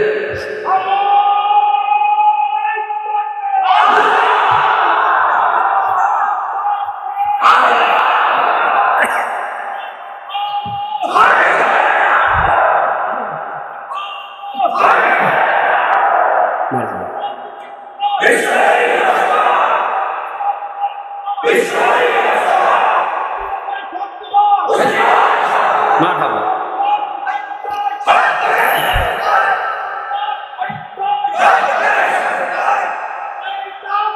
আল্লাহ, মুরব্বীর একটা মারহাবা দেন এবার আপনারা। এই বয়সে রক্ত কত গরম দেখছেন? এগুলা শরীরের গরম না, এগুলা হচ্ছে ঈমানের গরম। কথা বলেন ঠিক কিনা? আমরা রমজান মাসে রোজা রেখে টাটকা রোদের মধ্যে বুকের চাবি ফেটে যায় পিপাসায়। সেই সময় ফিলিস্তিনে যখন হামলা হয়েছিল, রোজা রেখে আমরা রাস্তায় কাপড় মাথায় নিয়ে বেঁপে বুঝিয়েছিলাম। আমাদের শরীরে শক্তি না থাকলেও ঈমানের পাওয়ারে বাতিল মুক্ত করবো। কথা বলেন ঠিক কিনা? সম্মানিত হাজিরিন, ওয়াজ আর কয় মিনিট চলবে আপনারা একটু বলেন, আমি সেই অনুযায়ী শেষ। না, এখন বাজে 11:13। আমি 12টার ভিতরে মোনাজাত করে দেবো, সমস্যা আছে? হ্যাঁ, মোনাজাত তো শেষ হয়ে যাবে 12টার ভিতরে, মানে 12টা পর্যন্ত ওয়াজ হবে না। হ্যাঁ, তাহলে 11:30 আর 13 মিনিট। আচ্ছা, একটা তো হবেই না, 12টার আগেই শেষ হবে। সেই পর্যন্ত থাকবেন আপনারা? কারা কারা চলে যাবেন হাতুজা করেন? তা হাতুজা করছেন তো? কারা কারা থাকবেন একটু আল্লাহু আকবার বলেন। মারহাবা। মুসলমান ভাই, ইন্নাল্লাযীনা ক্বালু রাব্বুনাল্লাহ সুম্মা ইসতাকামু। আব্দুল্লাহ ইবনে উবাই মার্কা মুসলমানের অভাব নাই, মুনাফিকের মতো মুসলমানের অভাব নাই, কিন্তু বেলালের মতো পরীক্ষিত মুসলমানের বড় অভাব। সুমাইয়ার মতো মুসলমানের বড় অভাব। বহুত মা বোনের আজকে এখানে আছে, মেয়ে বিয়ে দেওয়ার সময় সুদের কিস্তি নেওয়ার সময় তোমার ইমান কত পাওয়ার আছে বোঝা যায়। বহুত মা বোনের এখানে আছে, আর একজন পরপুরুষে তোমার সঙ্গে ভিডিও কলে লাইভ মারতে চাইলে পরকিয়া থেকে নিজের বিরত রাখার জন্য কত কঠিন ইমান তোমার আছে। এ সময় বোঝা যায় সুমাইয়া আর তোমার মধ্যে ইমানের কতটুকু পার্থক্য আছে। কথা বলেন ঠিক কি? সিরিয়াল দেখার টাইম যখন হয়ে যায়, ইন্ডিয়ান সিরিয়াল দেখার টাইম যখন হয়ে যায়, বহুত সিরিয়াল আছে নিয়মিত নামাজি মহিলারাও সিরিয়াল দেখার কারণে টাইম মতো নামাজ পড়তে পারে না। ও সময় বোঝা যায় সুমাইয়ার ইমান আর তোমার ইমানের মধ্যে কত পার্থক্য।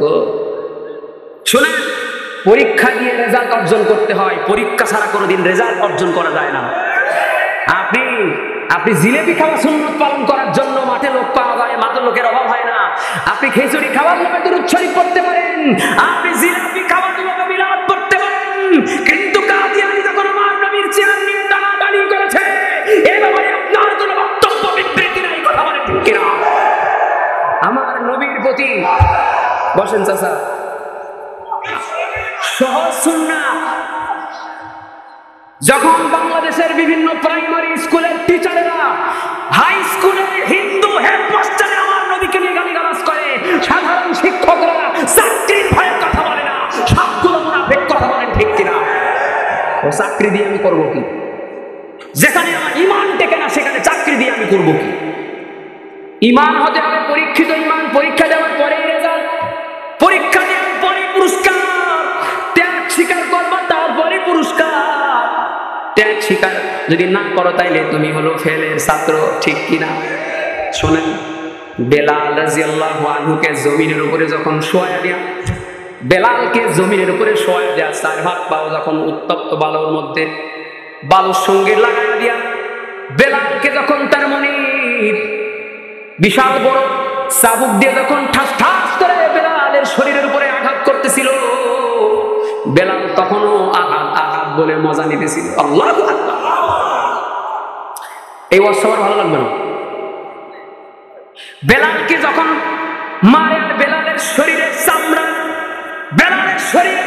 ফেটে ফিনকি দিয়ে রক্ত বের হয়ে যায়, তারপরেও বেলালের আঘাত বলা যায় না। আল্লাহু আকবার। আল্লামা মামুনুল হক সাহেব বারাকাল্লাহু ফি হায়াতিহি, সকলে বলেন আমিন।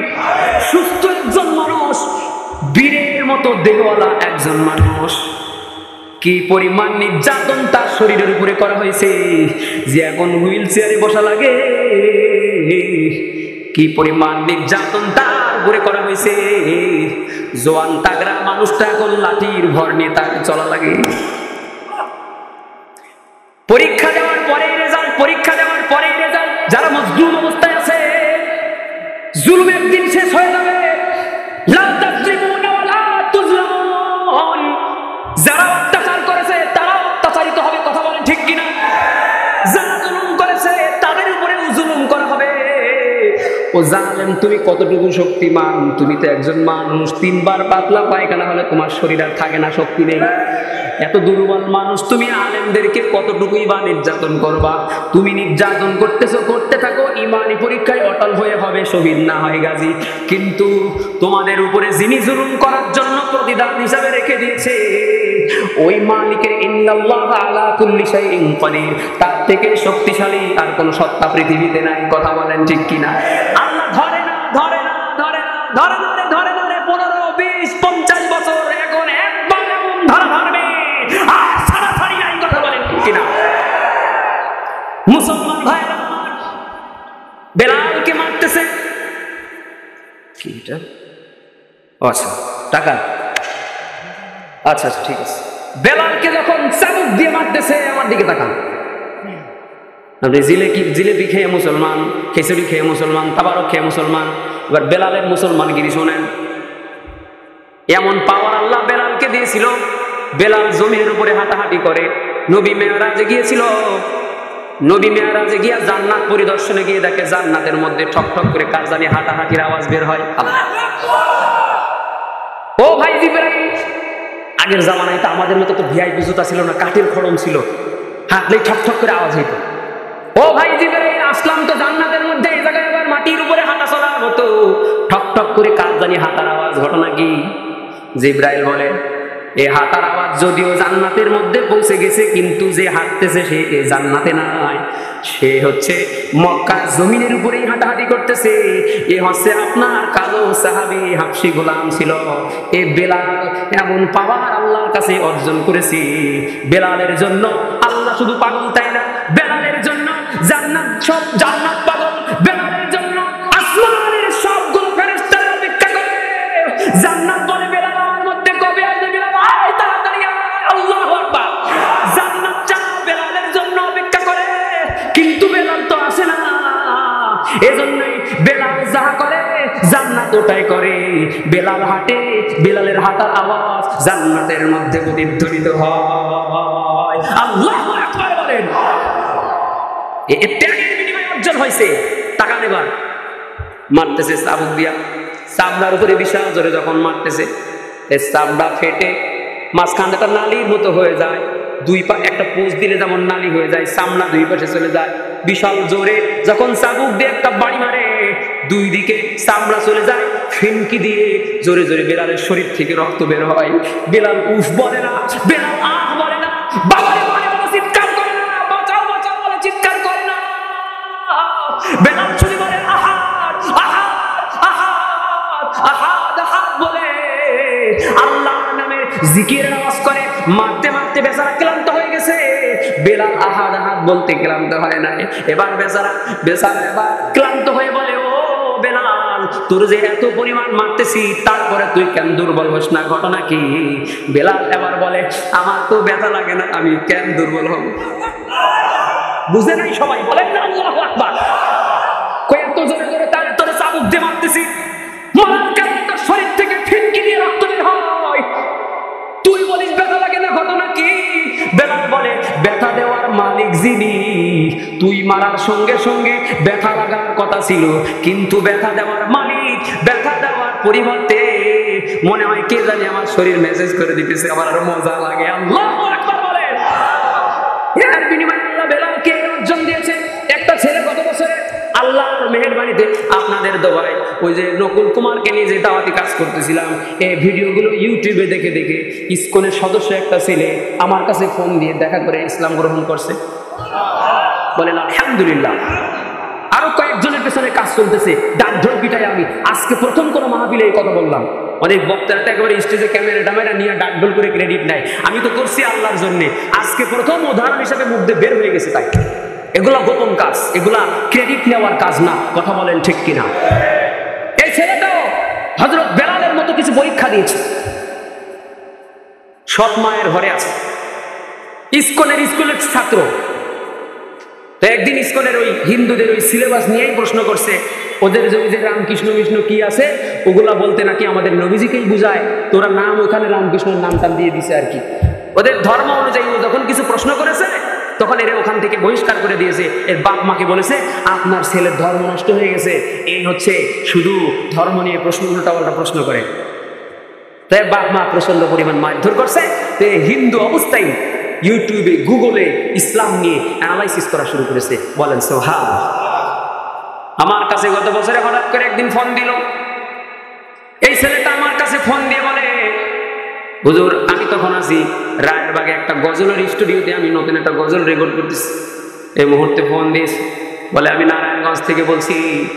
হুজুর আমি হিন্দু নাম বললাম, আমি অমুক বলতেছি। আমি বললাম কি ব্যাপার ভাই, আপনি কি বলবেন? বলে হুজুর কোনো কথা নাই বার্তা নাই। বলে হুজুর আমি আপনার সঙ্গে দেখা করব, আমি ইসলাম গ্রহণ করব। আমিও আগামাতা কিছু শুনি নাই, রিস্ক নেব, বিপদ হয় যা হয় হবে। আমি বললাম তুমি আসো কই? আমি বললাম আমি আসি অমুক জায়গায়, আসতে আধা ঘন্টার পর দ্রুত চলে আসো। আমি অমুক জায়গায় আসি, যে হালতে আছো ওই হালতের মধ্যে চলে আসো, কারণ শয়তান কখন আবার বিড়ম্বনায় ফেলা যায় বলা যায় না, ঠিক কিনা? এখনই চলে আসো, যে হালতে যেই হালতে আছো কিচ্ছু গুছানো লাগবে না, আল্লাহ তোমার সব দেবে, তুমি তাড়াতাড়ি চলে। খারাপ লাগতেছে। আমি বললাম এই মুহূর্তে চলে আসো। ওই ছেলেটি আধা ঘন্টা 1 ঘন্টার মধ্যেই চলে আসলো। আমারে ফোন দিল, দেখি একটা সাদা লুঙ্গি পরনে আর একটা গেঞ্জি পরনে আর একটা ছোট শপিং ব্যাগ হাতে, ওর মধ্যে শুধু একটা গেঞ্জি আছে আর একটা মোবাইল আছে, আর কিছু নাই। আমার কাছে আসছে। আমি বললাম ঘটনা কি? বলে আমি যখন রামকৃষ্ণ নিয়ে প্রশ্ন করছিলাম, ইসকনের ওই সিলেবাস নিয়ে যখন প্রশ্ন করছিলাম, আমার যখন ওরা ফাঁকি ঝুঁকি দিয়ে তাড়াই দিল, আমার আরো সন্দেহ দূর হয়ে গেল। এ রামকৃষ্ণকে, মুহাম্মদকে, এগুলো নিয়ে আমি গুগল অ্যানালাইসিস করছি, এগুলো নিয়ে আমি সার্চ করতে করতে করতে করতে মুহাম্মাদুর রাসূলুল্লাহর পরিচয় পেয়ে গেছি। এরপরে এগুলো নিয়ে ঘাটাঘাটি করতে করতে দেখলাম নতুন কুমার আর আপনাকে নিয়ে একটা বই। এই বইটা কতবার শুনছি তার ঠিক নাই। এই বই শুনছি আর মনে করছি আমি হুজুরের সঙ্গে কবে দেখা করব আর কবে না জানি আমি ইসলাম গ্রহণ করব। এই ছেলেটা বলে বহু আগে আপনার নাম্বার নিছি, কিন্তু ফোন দিলে আপনি কথা বলবেন কিনা জানি না, আমারে গুরুত্ব দিবেন কিনা আমি জানি না, ভালোভাবে কথা বলবেন কিনা আমি জানি না, এই জন্যই আমি আপনার সঙ্গে কথা বলি নাই। এই জন্য আমি আজকে আপনার সঙ্গে সাহস করে ফোন দিলাম, কিন্তু আপনি আমাকে সাদরে গ্রহণ করলেন। হুজুর এখন আমার কি করা উচিত? আমি বললাম তোমার কালেমা পড়া উচিত। বলে হুজুর আমার তো প্রস্তুতির দরকার আছে। আমি বললাম প্রস্তুতি সব পরে, দুনিয়ার ফর্মালিটির প্রস্তুতি সব পরে, আগে আল্লাহর ফর্মালিটি পালন করো। তোমাকে এখনই এই মুহূর্তে কালেমা পড়ানো হবে। 71 স্টুডিওর মধ্যে বসে ইসলাম গ্রহণ করা হয়েছে। যারা ইসলামী গজল শোনার আছেন 71 স্টুডিও, জয়নুল আবেদিন 71 ভাই। আমার ওই যে বাড়িওয়ালা নাইরি বাড়ি গজলটার কম্পোজার যিনি, স্টুডিওর মধ্যে বসে আছি। বললাম দেন একটা লুঙ্গি গামছা দেন, গোসল করানো লাগবে না, ইসলাম গ্রহণ গোসল করাবে। ওই স্টুডিওর একটা স্টাফের লুঙ্গি আর গামছা দিল। স্টুডিওর ভিতরে ছোট্ট একটা ওয়াশরুম আছে, বললাম গোসল করো, ওর ভিতর থেকে গোসল করলো। স্টুডিওর ভিতরে বসালাম। আমার বাড়িওয়ালা নাইরে বাড়ি গজলের গীতিকার আছে আমাদের আব্দুল কাদের হাওলাদার ভাই, দেখছেন না ওই গজলের ভিতরে লাল দাড়ি একটা মুরব্বী আছে, উনিও আছে। কম্পোজার আমাদের 71 ভাই আছে, আমিও আছি। বললাম এই স্টুডিওতে আরো যত মানুষ যে রুমে কাজ করতেছে আর কেউ জানবে না, এখানে গোপনে কাজ হবে, আমি ভাইরাল হতে চাই না। দেন দরজা লাগাই দেন। দরজাটা লাগাই দিলাম। ছেলেটাকে আমি ইসলামের ব্যাপারে, তাওহীদের ব্যাপারে কোনো বুঝ দিই না, কোনো ওয়াজ করি না, কিচ্ছু করি না। গোসল করাই সঙ্গে সঙ্গে ওরে বসায় দিলাম। দুরূদ ইব্রাহিম পাঠ করাইলাম, ইস্তিগফার পাঠ করাইলাম, কালেমা তয়্যিবা পড়াইলাম, কালেমা শাহাদাত পড়াইলাম, ঈমানে মুজমাল পড়াইলাম, ঈমানে মুফাসসাল পড়াইলাম, 2 হাত আল্লাহর কাছে উঠাইলাম। এই ছেলেটা যে কিনা রামকৃষ্ণের ইবাদত করেছে, ঠাকুরের ইবাদত করেছে, প্রথমবারের মতো আমার সঙ্গে আল্লাহর কাছে যখন প্রথমবার মুসলমান হইয়া হাত উঠাইছে, দেখি বুক ভেসে যায়, চোখ ভেসে যায়, চোখের পানি ছেড়েছে, মোনাজাত করে কান্দে। এবার বললাম এবার একটু ইসলাম গ্রহণ করছো, আসরের নামাজের ওয়াক্ত চলে যায়, আগে নামাজ করো। নামাজ তো পড়তে পারি না, স্টাফ 2 জন নামাজ পড়ে নাই। বললাম তোমরা জামাত করো, ওরে সাথে রাখো। বললাম কিছু করার দরকার নাই, এরা যা করে তাই করো। ভাই হুজুরে এত কাঁচা মনে করেন না, ইউটিউব দেখে দেখে আমি নামাজ অর্ধেকের বেশি শিখে ফেলছি। নামাজ আদায় করার পরে বললাম তোমার ঘটনা কি? বলে আমি ওই স্কুল থেকে বহিষ্কার হওয়ার পরে বাড়িতে আসার পরে বাবা মা ভাই বোন সবাই এক জায়গায় করে সবাই যখন আমি বলছি তোমরা ইসলাম গ্রহণ করো, ওরা তো ইসলাম গ্রহণ করেই নাই, বরং আমার সঙ্গে এমন নির্মম অত্যাচার আমার প্রতি করেছে, আমারকে পায়ের দাগ দাগাই দিছে। বলে আমার ভাই ঘরের ওই যে তরকারি কাটা বটি দিয়া জোরে আমার দিকে ছুঁড়ে মারছে, আমার পায়ের রক কেটে গেছে। পায়ের রক কেটে কেটে ফিনকি দিয়ে রক্ত বের হয়। ও দরগা পড়া এলাকার মুসলমান, পায়ের রগ এমন একটা জিনিস, ওটা কেটে গেলে দর দর করে রক্ত বের হতেই থাকে, শরীরের সব রক্ত ওই দিক দিয়ে বের হয়ে যায়। এই ছেলেটা তখন বলে আমি ঘরের এক কিনারায় পড়ে আছি, গায়ের রক্ত সব বের হয়ে গেল, আমার সৎমা ঘরে আছে, তার মনে দয়া হয় না, আমার বাবা আছে, সে দেখতেছে তার সন্তানের শরীরের রক্ত সব বের হয়ে গেল, তার অন্তরে দয়া হয় না, আমার যে ভাইটা মারলো রক্ত দেখার পরে ওর দয়া হয় না। ঈমান আনতে চাইছি বলে ওরা চেয়েছে আমি ওদের সামনে যেন ছটফট করে করে মৃত্যুবরণ করি, কেউ আমার একটু হাসপাতালেও নেই নাই। ছোট্ট একটা বোন আমার ছিল, বোনটা বাবার একবার জড়ায় ধরে বলে আব্বা ভাইটা তো মারা গেল, ডাক্তারের কাছে নেন। মাকে বলে মা ভাইটা মারা গেল, ডাক্তারের কাছে নেন। বাড়ির কেউ যখন নেই না, ছোট বোনটা পাড়ার লোকজন নিয়ে এই ছেলেটারে হাসপাতালের মধ্যে ভর্তি করছে। এই ছেলে এবার আমারে বলে আমিও আল্লাহর সঙ্গে অভিমান করছি, আমি আল্লাহর সঙ্গে অভিমান করছি, আল্লাহ তোমার মনে মনে কেমন কবল করছি। এখনই যদি এত নির্যাতন হয়, যত নির্যাতন আসে আসুক, আমি ওষুধ খাবো না, ভালো করবা তুমি। আল্লাহু আকবার। হাসপাতালের মধ্যে বেডে শুয়ে আছে, ভর্তি হয়ে আছে, নার্সেরা ওষুধ খাওয়াই দিতে যায়। ও বলে আমি নার্সদের হাতের থেকে ওষুধ নিয়ে বললাম আপনারা চলে যান, আমি খেয়ে নিতেছি। আমি মাথার নিচে, বালিশের নিচে, ওই বেডের তোষকের নিচে সবগুলো ওষুধ দলা করে রাখি, ওষুধ একবারও খাই নাই। যতদিন হাসপাতালে আছি একদিন ওষুধ খাই না, কিন্তু নার্সরা একদিনের পরে একদিন আছে, একদিনের পরে একদিন আছে, 7 দিন পরে বলে তোমার রিলিজের টাইম হয়ে গেছে, তুমি এখন সুস্থ। এই ছেলেটি বলে হুজুর আমাকে প্রথম ইনভাইট আপনি করেন নাই, ইসলামের ব্যাপারে প্রথমে আপনার ওই নকুল কুমার নিয়ে বয়ান, এটা আমারে প্রথম ইনভাইট করে না, এটা দিয়ে আমি অনুপ্রেরণা পাইছি। আমি কইলাম তার ইসলামের ব্যাপারে তোমার প্রথম ইনভাইট কে করছি? কয় কে করছে তার আমি চিনি না, তবে আমি একদিন আল্লাহর পরিচয় নিয়ে কল্পনা করতে করতে, গুগলে সার্চ করতে করতে ঘুমায় গেছি। ঘুমানোর পরে দেখি কোন একজন বড় হুজুরের মতো, বুজুর্গের মতো, বিশাল সাদা পাগড়ি দাড়ি, বিশাল বড় জুব্বা, বিশাল বড় বুজুর্গের মতো একটা ড্রেস নিয়ে আমার সামনে আসছে। স্বপ্নে আমারে কালেমা পড়ায় দিছে। শুধু তাই না, স্বপ্নে আমারে উযু করা শিখাই দিছে। বলে স্বপ্নে আমারে উযু করা শিখাই দিছে, আপনি আমারে এখন কেমনে উযু করা শিখাবেন? আমি তো আরো আগে উযু করা শিখছি।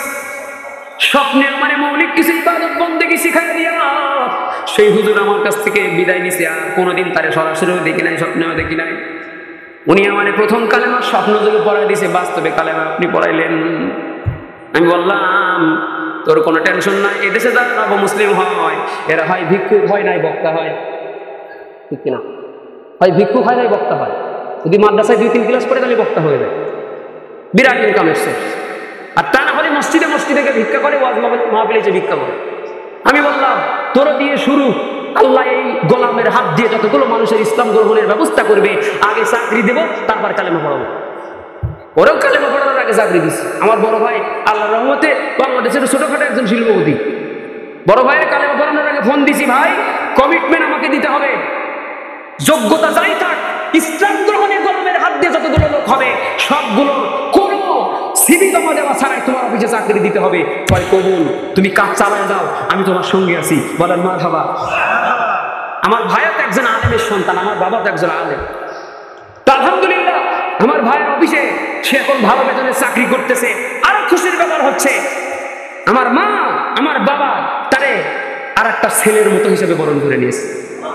ঈদের সময় আমাদের বাড়িতে আসে, এখন তো দেখি আমার মা আমার থেকে ওর প্রতি বেশি খেয়াল রাখে। বলেন মারহাবা। আমার মা এখন স্বপ্ন দেখে ওরে বিয়ে দেবে, ওরে কোথায় ঘর করে দেবে। মার নিজের অংশ যে জমি আছে, আমার আব্বা যেটা দিছে, মা বলে যে তোমাদের আপত্তি না থাকলে আমার এই জমিটা আমি এই নাম মুসলিম ছেলেটা রেখা দিয়ে দেবো। সুবহানাল্লাহ। আমাদের আবার কি আপত্তি? ওর নাম হচ্ছে ওমর আব্দুল্লাহ। বলেন সুবহানাল্লাহ। এই ছেলেটা আলহামদুলিল্লাহ স্বাচ্ছন্দ্যে জীবনযাপন করছে। কেউ যদি 10টা-100টা টাকা ওই হাদিয়াও দেয় তাও নেয় না, আমি নিজের কামাই খাই। আমি আমার নবমুসলিম, আমি নিজের কামাই খাই, আমি কষ্ট করে ঘাম ঝরায় খাই, আমি ধান্দাবাজি করার ইসলাম গ্রহণ করি নাই। এদেশে বহু বক্তা আছে যারা নবমুসলিম হয়েছে, কিন্তু ওই ইসলাম গ্রহণের ঘটনা এসে ওনাদের চেয়ারে বলে চলে যাবে 30,000 টাকা কন্ট্রাক্ট, 1 টাকা কম দিলেও আসবে না। কথা বলেন ঠিক কিনা? আমি বলি কিছু মানুষের নবমুসলিম হওয়াই উচিত, হয়ে হিন্দু থাকাই ভালো ছিল। গ্রামের হাফেজি মাদ্রাসা মানুষের কাছ থেকে 2 টাকা 3 টাকা কালেকশন করে মাহফিল করে, ওদের গলার উপরে পা দিয়ে টাকা নিয়ে আসে 30-40 হাজার টাকা। এটা ছিল ঈমানের পরে ইস্তেকামতের একটা এক্সাম্পল। এই কথা বলতে গিয়ে আমার কিছু টাইম চলে গেল। মূল পয়েন্টটা আমি এখন বলবো, আপনারা কি আমার সাথে আছেন? তার মানে এই মনে করেন না যে হুজুর আরো আধা ঘন্টা ওয়াজ করবে, বেশি হলেও আর 10 মিনিট লাগবে, কারণ সব তো গুছাই নিছি। মূল কথাটা 10 মিনিটই শেষ। আপনারা কি আমার সাথে আছেন বাবা? সবাই কি আছেন? ঈমানের এ কাফেলায় প্রভু রেখো আমায় চিরদিন, ঈমান চলে গেলে সবই হবে যে বিলীন। যতদিন থাকি দুনিয়ায় দিও তোমার করুণা, তোমার কাছে ভরসা হব না কবু নিরাশা, বিনা তোমার দয়া এ জীবন আধার গহীন, বিনা তোমার দয়া এ জীবন আধার গহীন। ঈমানের এ কাফেলায় প্রভু দেখো আমায় চিরদিন। বলেন আমিন। ইন্নাল্লাযীনা ক্বালু রাব্বুনাল্লাহ সুম্মা ইসতাকামু, যারা আল্লাহকে আল্লাহ বলে স্বীকার করে এবং ইস্তেকামত থাকে, উল্টাপাল্টা করে না, বিপদ আপদ যায় আসুক জায়গায় দাঁড়ায় থাকে, এদের জন্য কিছু পুরস্কার আছে। তাতানাজ্জালু আলাইহিমুল মালাইকা, এদের প্রতি আল্লাহর পক্ষ থেকে ফেরেশতা নাযিল হয়। বলেন না সুবহানাল্লাহ। এখন প্রশ্ন হলো ফেরেশতা কখন নাযিল হয়? মুফাসসিরিনে কেরাম বিভিন্ন ব্যাখ্যা করেছেন, বলেছেন বিভিন্ন সময় নাযিল হয়। বিভিন্ন সময় আল্লাহ যেমন বদরেও নাযিল করছিল, বিভিন্ন সময় মুমিন বিপদে পড়লেও আল্লাহ নাযিল করে, মুমিনের জীবদ্দশায় বিভিন্ন সময় আল্লাহ ফেরেশতা নাযিল করে। কিন্তু আমি আমার এই তাফসীরের বিষয়বস্তুর সঙ্গে রিলেটেড যেই পয়েন্টটা, এই ইস্তেকামতের সঙ্গে আল্লাহকে আল্লাহ বলে স্বীকার করে যারা স্থির ছিল, এদের যখন মরণের টাইম হয়ে যায় ও সময় আল্লাহর একটা ফেরেশতাদের দল ওর চোখের সামনে চলে আসে ওর সহযোগিতা করার জন্যে। যখন তুমি এসেছিলে ভাবে, কেঁদেছিলে তুমি, হেসেছিল সবে, এমন জীবন তুমি করো হয়ে গঠন, মরিলে হাসিবে তুমি, কাটিবে ভুবন। দেখবেন কিছু মানুষ এখানে বলছে যে একটা গজলের দাবি আর কি, এটা তো শোনাবো, সমস্যা নেই, আমার ওয়াজটাকে একটু শেষ করি আর 5-6 মিনিট, হ্যাঁ, তারপরে গজলটা গাবো ইনশাআল্লাহ, সমস্যা আছে? কিছু মানুষ দেখবেন মরণের টাইমে হাসতেছে, আছে না নাই? লাশ সবাই দেখে দেখে যায় আর বলে দেখেন লোকটা, মৃত লোকটি কিন্তু চেহারা দেখে মনে হইতেছে লোকটা হাসতেছে, আছে না? আর কিছু মানুষের মরার সময় জানোয়ারের মতো চেহারা হয়ে যায়। দেওয়ানবাগী কবে মারা গেল? দেওয়ানবাগী কবরে চলে গেল। দেওয়ানবাগীর লাশের চেহারা বাংলাদেশের কোন মানুষকে দেখায় না। কথা বলে, দেওয়ানবাগী ঢাকার রাজপথ দখল করে সম্মেলন করে, তথাকথিত বিশ্বাসের রাসূল সম্মেলন করে, একটা বক্তা দাওয়াত দিলে দর্শকের থেকে সাংবাদিক থাকে বেশি। এই ভণ্ডা যেদিন মারা গেল শুনলাম এর চেহারাটা এত বিকৃত হয়ে গেছে, কোন একটা পশুর নাম নিয়ে কিছু লোক বলছে ওই পশুর মতো হয়ে গেছে। আমি মনে করলাম না, হয়তো এমন নাম হতে পারে, চেহারাটা যদি লাশের চেহারাটা দেখায় তাহলে বিশ্বাস করবো যে না ওদের কথা মিথ্যা। কিন্তু শুনলাম কবে জানাজা হয়েছে, কোথায় জানাজা হয়েছে, কোথায় দাফন হয়েছে, কিচ্ছু আজ পর্যন্ত বাংলাদেশের মানুষের সামনে স্পষ্ট করে নাই। এর মানে বোঝা গেল আল্লাহ ইজ্জতের সঙ্গে, আল্লাহ সত্তার সঙ্গে সারা জীবন যে বেয়াদবি করেছে, এমন চেহারা মরণের টাইমে আল্লাহ বানায় দিয়েছে যে চেহারা দেখলেই মানুষের সামনে প্রমাণ হয়ে যাবে শয়তানের চেহারাটা কেমন। কথা বলেন ঠিক কিনা? ও মুসলমান ভাইরা, পর্দার আড়ালের মা বোনেরা, মরণের টাইমে এক একজনের এক এক রকম অবস্থা হয়, কিন্তু আমি অধমের বয়ান এতক্ষণ জোরে যে সকল আল্লাহ বান্দা বান্দীরা শুনতেছেন, একদিন আমাদের সবার এই দুনিয়ার থেকে চলে যাওয়া লাগবে। এই মাহফিলগুলো ইতিহাস হয়ে থাকবে। আল্লাহ যেন আমাদের সবাই একসাথে জান্নাতে কবুল করে।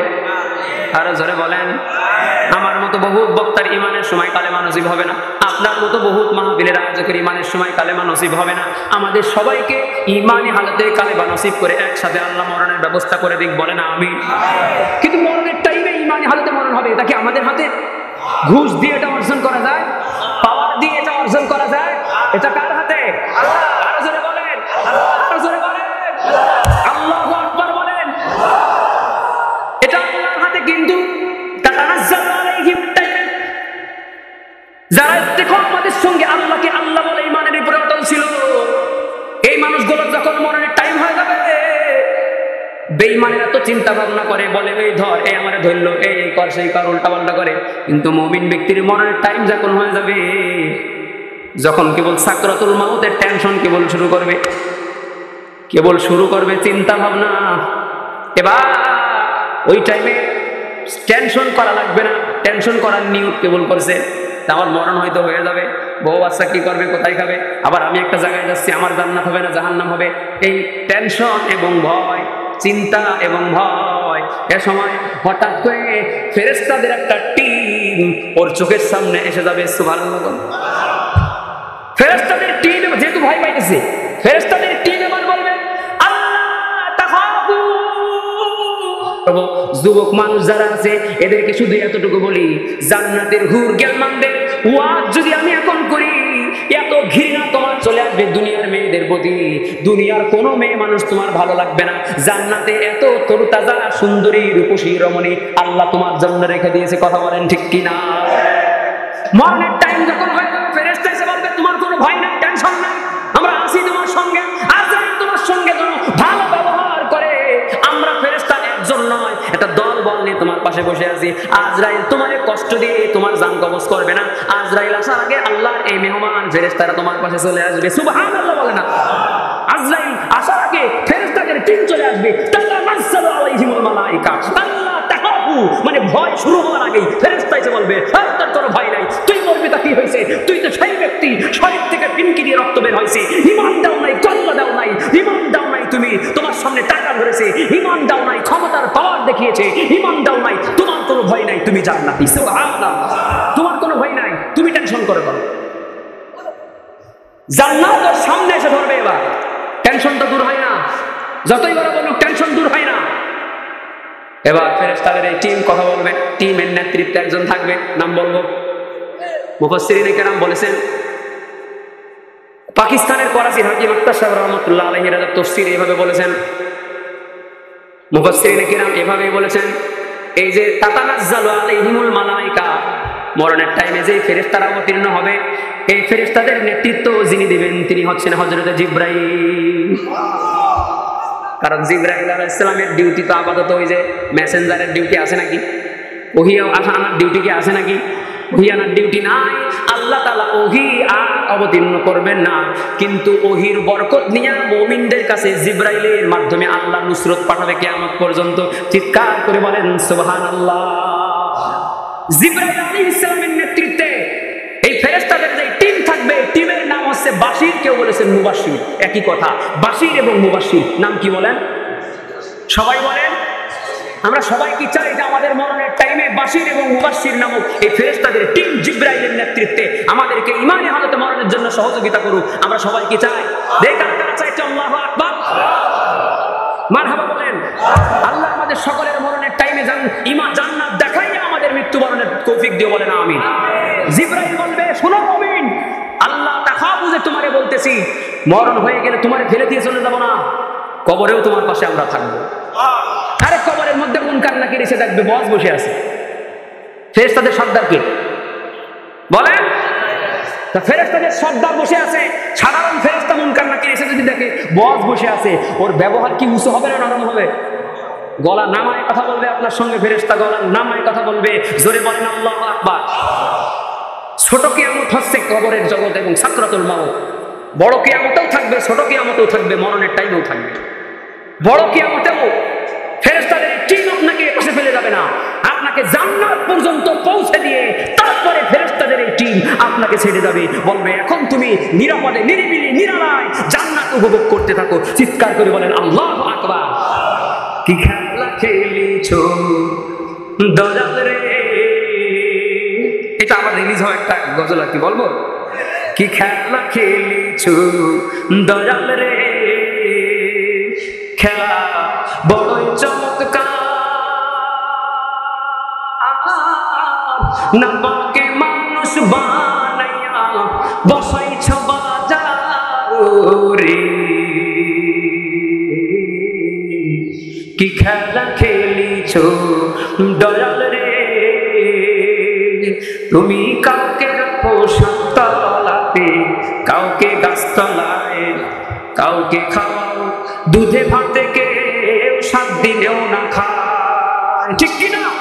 কাউরে হাসাও কাউরে কাঁদাও জগত সংসারে,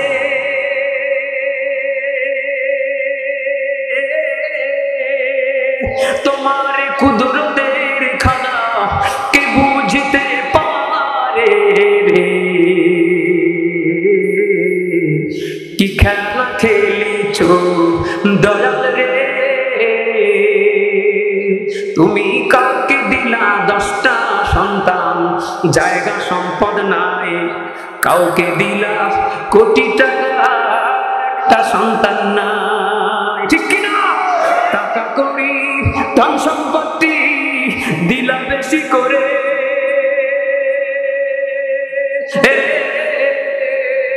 আরে মরার পরে কান্দে করে কবরে নামাবে কে তারে। কি খেলা খেলিছো দয়াল রে, করে কে? তুমি নির্দোষীরে রাখো দয়াল এ ভবের জেলখানায়, ঠিক কিনা? আরে নির্দোষীরে রাখো দয়াল ভবের জেলখানায়, অপরাধ করিয়া কেহ ঘুরে সর্বদা। দুঃখের কথা কি বলবো, গান গাওয়া শুরু করছি, ওয়াজ শেষ করে মনে করলাম কয়েক লাইন গাই, দুঃখের কথা একটা মনে পড়ে গেছে, না বলে আর পারতেছি না। ও ইসমাইল চৌধুরী সম্রাট, নাম কি আপনারা শুনছেন? হ্যাঁ, ক্যাসিনো সম্রাট ইসমাইল চৌধুরী সম্রাট, বাংলাদেশের অনেক যুবকদের নাকি সে মডেল। ক্যাসিনো সম্রাট ইসমাইল চৌধুরী সম্রাট ক্যাসিনো কার্যকলাপের কেলেঙ্কারি নিয়ে জেলখানায় ঢুকছে।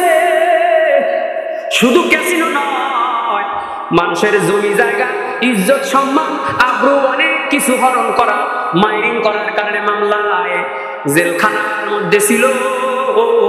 কিসের প্রস্তুতি স্বরূপ জানি না, ক্যাসিনো সম্রাট ইসমাইলকে কয়েকদিন আগে জামিন লাগা দিছে।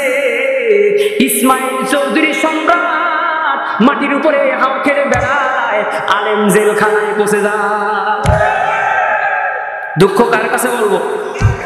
তুমি নির্দোষীরে রাখো দয়াল ভবের জেলখানায়, অপরাধ করিয়া কেহ ঘুরে সর্বদায়। নদীর এপার ভাঙ্গ ওপার গড়, এই তো নদীর খেলা।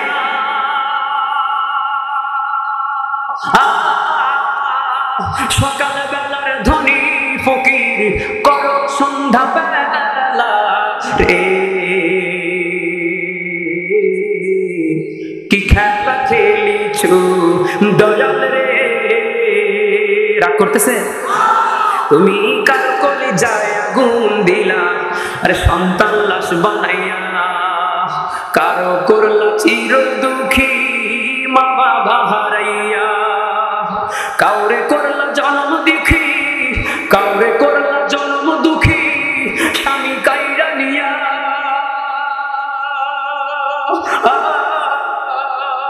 অল্প বয়সে রাখলা তুমি বিধবা বানাইয়া রে।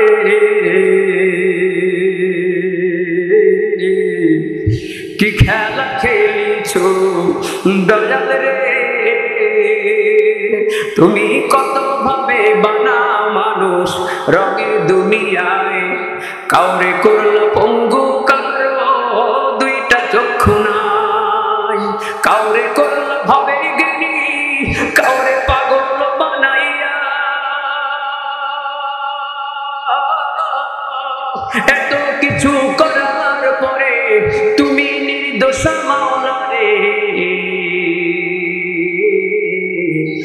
খেলা খেলিছু দয়াল রে, কি খেলা খেলিছু দয়াল রে।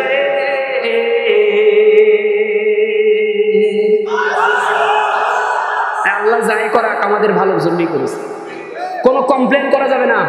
একজনের বাচ্চা মারা গেছে, একটাই বাচ্চা 17 বছর সাধনা করে হয়েছে, তা মারা গেছে। বাড়ির পাশে আরেকজনের 7টা ছেলে মেয়ে, তোর একটাও মরেনি, আর যার একটা 17 বছর পরে যেটা মারা গেছে, এই বেটি কাঁদতেছে, আল্লাহ আমার একটা দিয়ে একটাই কেড়ে নিলা, বাড়ির কাছে আরেকজনের যে 7টা আছে ওর কি একটা চোখি দেখো নি?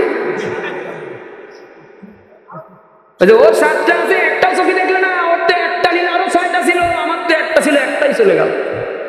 যদিও মা তো মাই হয়, কিন্তু বিলাপের সময় ঈমান বিসর্জন দেওয়া যাবে না, ঠিক কিনা? আল্লাহ যাই করেছে আমার মঙ্গলের জন্যই করেছে, কথা একটাই কথা, ফাইনাল সিদ্ধান্ত, আল্লাহ যাই করেছে ভালোর জন্য করেছে। অল্প বয়সে বিধবা বানাইছে, তা কি হয়েছে?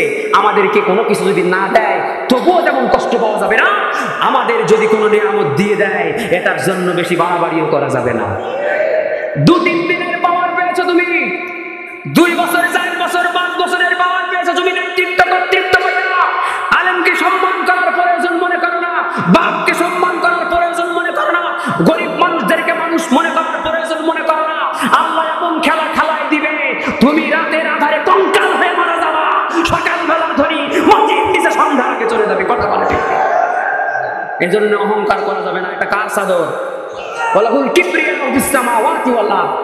অহংকার করবা তো সব বরবাদ হয়ে যাবে, সব কিছু কেড়ে নেবেন কে? আপনারা কি আমার উপরে রাগ করেছেন? আপনারা কি বেজার হয়েছে যে হুজুর আমাদের খালি সময় নষ্ট করলে এতক্ষণ কথাবার্তা বলেন? ওয়াজ কিন্তু শেষ, এখন মোনাজাত করবো, মোনাজাত শুরু করি। আমার আর কোনো কাজ আছে? গজল তো কইলাম, আর একটা বলবো, কোনটা বলবো নাম ধরে বলেন, সেটা বলে বাড়ি যাই। হ্যাঁ, বাড়িওয়ালা, আপনি কোনটার কথা কন? ও সংসার। আচ্ছা, এখানে লাগছে বাড়িওয়ালা, আর একটা আছে জাকাত। জাকাতের তো রমজান মাসে শোনার কথা, মুখস্থ নেই, খুঁজে বের করতে হবে ডায়েরিতে। বাড়িওয়ালাটা গাইলে আমার ছুটি, বাড়িওয়ালা গাইলে ছুটি তো। চাচা আমার একটু তাড়াতাড়ি ছুটি দেন। হ্যাঁ আচ্ছা, দাবি করছেন এইটা গাইলে ছুটি দিয়েন। আপনাদের জন্য দোয়া করি, আল্লাহ যেন আপনাদের আমার ছুটি দেওয়ার তৌফিক দিন।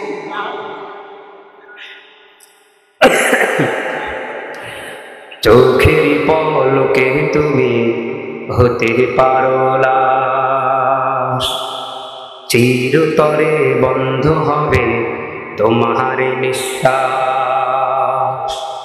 চোখের পলকে তুমি হতে পারো লাশ, চিরতরে বন্ধ হবে তোমার নিঃশ্বাস। হবে আনন্দ তোমার নাম মসজিদের মাইকে, হবে আনন্দ তোমার নাম মসজিদের মাইকে। বাড়িওয়ালা নাই রে, বাড়ি নাই রে দুনিয়াতে, বাড়িওয়ালা নাই রে, বাড়ি নাই রে দুনিয়াতে। 2 লাইন কি আমার সঙ্গে গাওয়া যাবে? সবাই বলতে পারবেন? শুরু করেন। বাড়িওয়ালা নাই রে, বাড়ি নাই রে দুনিয়াতে, জোরে। বাড়িওয়ালা। তোমার ভয় থাকতো মানুষ ছিল বাহাদুরি, ভাবনি হাওয়ায় উড়া তুমি যে রঙিন ঘুড়ি। তোমার ভয় থাকতো মানুষ ছিল বাহাদুরি, ভাবনি হাওয়ায় উড়া তুমি যে রঙিন ঘুড়ি। সুতো টান দিলে মালি,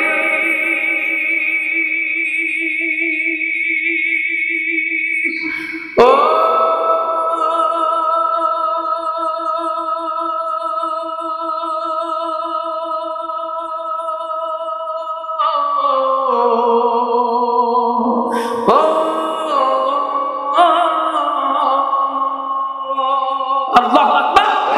সুতোই টান দিলে মালিক পারবে না থাকিতে।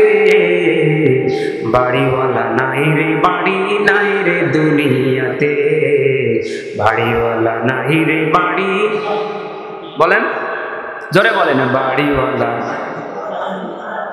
সবারই যাওয়া লাগবে। বাড়িওয়ালা নাই রে, বাড়ি নাই রে দুনিয়াতে, বাড়িওয়ালা নাই রে বাড়ি, যাদের সাথে চলতে তুমি থাকতে দিবানিশি, জানা যায় শরীক হবে তোমার প্রতিবেশী, ঠিক কিনা? যাদের সাথে চলতে তুমি থাকতে দিবানিশি, জানা যায় শরীক হবে তোমার প্রতিবেশী, স্বজনেরা নিয়ে যাবে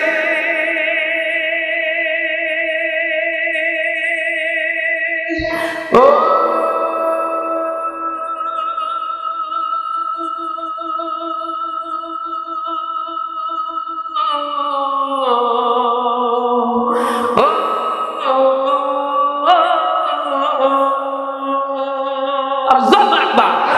স্বজনেরা নিয়ে যাবে তোমাকে পালকিতে, বাড়িওয়ালা নাই রে বাড়ি, নাই রে দুনিয়াতে, বাড়িওয়ালা নাই রে বাড়ি, নাই রে দুনিয়াতে। বলেন চোখের পলকে তুমি চিরতরে বন্ধ হবে, আবার চোখের পলকে তুমি চিরতরে বন্ধ হবে তোমারই নিঃশ্বাস, হবে আলাম তোমারই নাম মসজিদের মাইকে, হবে আলাম তোমারই নাম মসজিদের মাইকে, বাড়িওয়ালা নাই রে বাড়ি, নাই রে দুনিয়াতে, বাড়িওয়ালা নাই রে বাড়ি। গাড়ি বাড়ি মিল ফ্যাক্টরি টাকার পাহাড়, বিলাসিতায় কেটেছে জনম কত অহংকার, গাড়ি বাড়ি মিল ফ্যাক্টরি টাকার পাহাড়, বিলাসিতায় কেটেছে জনম কত অহংকার, দামি কাপড় ছেড়ে হবে ও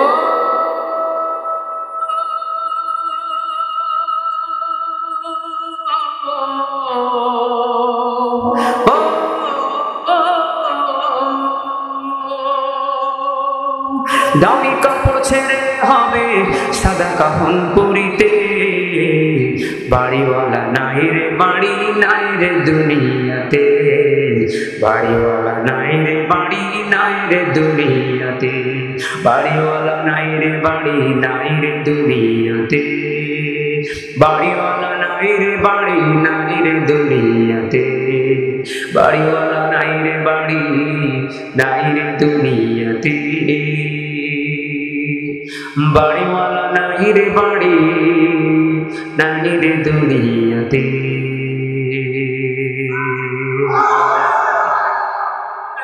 ছুটি নাই এবার আমার, আপনারা ঠিক মতো মারহাবাও দেন না, হাদিয়াও দেন না, খালি কোন গান আর গান। আবার যে একজন উঠেও গেছে, হ্যাঁ গজল, এটা গাইতে কিন্তু কষ্ট হয়েছে। এখন ছুটি কি দেওয়া যাবে না আমাকে? ওই 17 তারিখে আমার কোন কাশিমনগর, কাশিমনগর এটা এটা এটা এই যে হেলফুল ফুজুল যুব সমাজের উদ্যোগে ইসলামী সংস্কৃতি প্রতিযোগিতা ওয়াজ মাহফিল, ইনশাল্লাহ ওখানে আমার প্রধান বক্তার বয়ান আছে আগামী 17 নভেম্বর বৃহস্পতিবার, মানে একদিন পরে, কালকের দিন পরে ওই প্রোগ্রামে আসবেন, ওখানেও গজল শুনবো। তাহলে আজকে ছুটি, কি বলেন? আর একটা হলে ছুটি তো, হ্যাঁ ভদ্রলোকের এক জবান, কি নরম না গরম?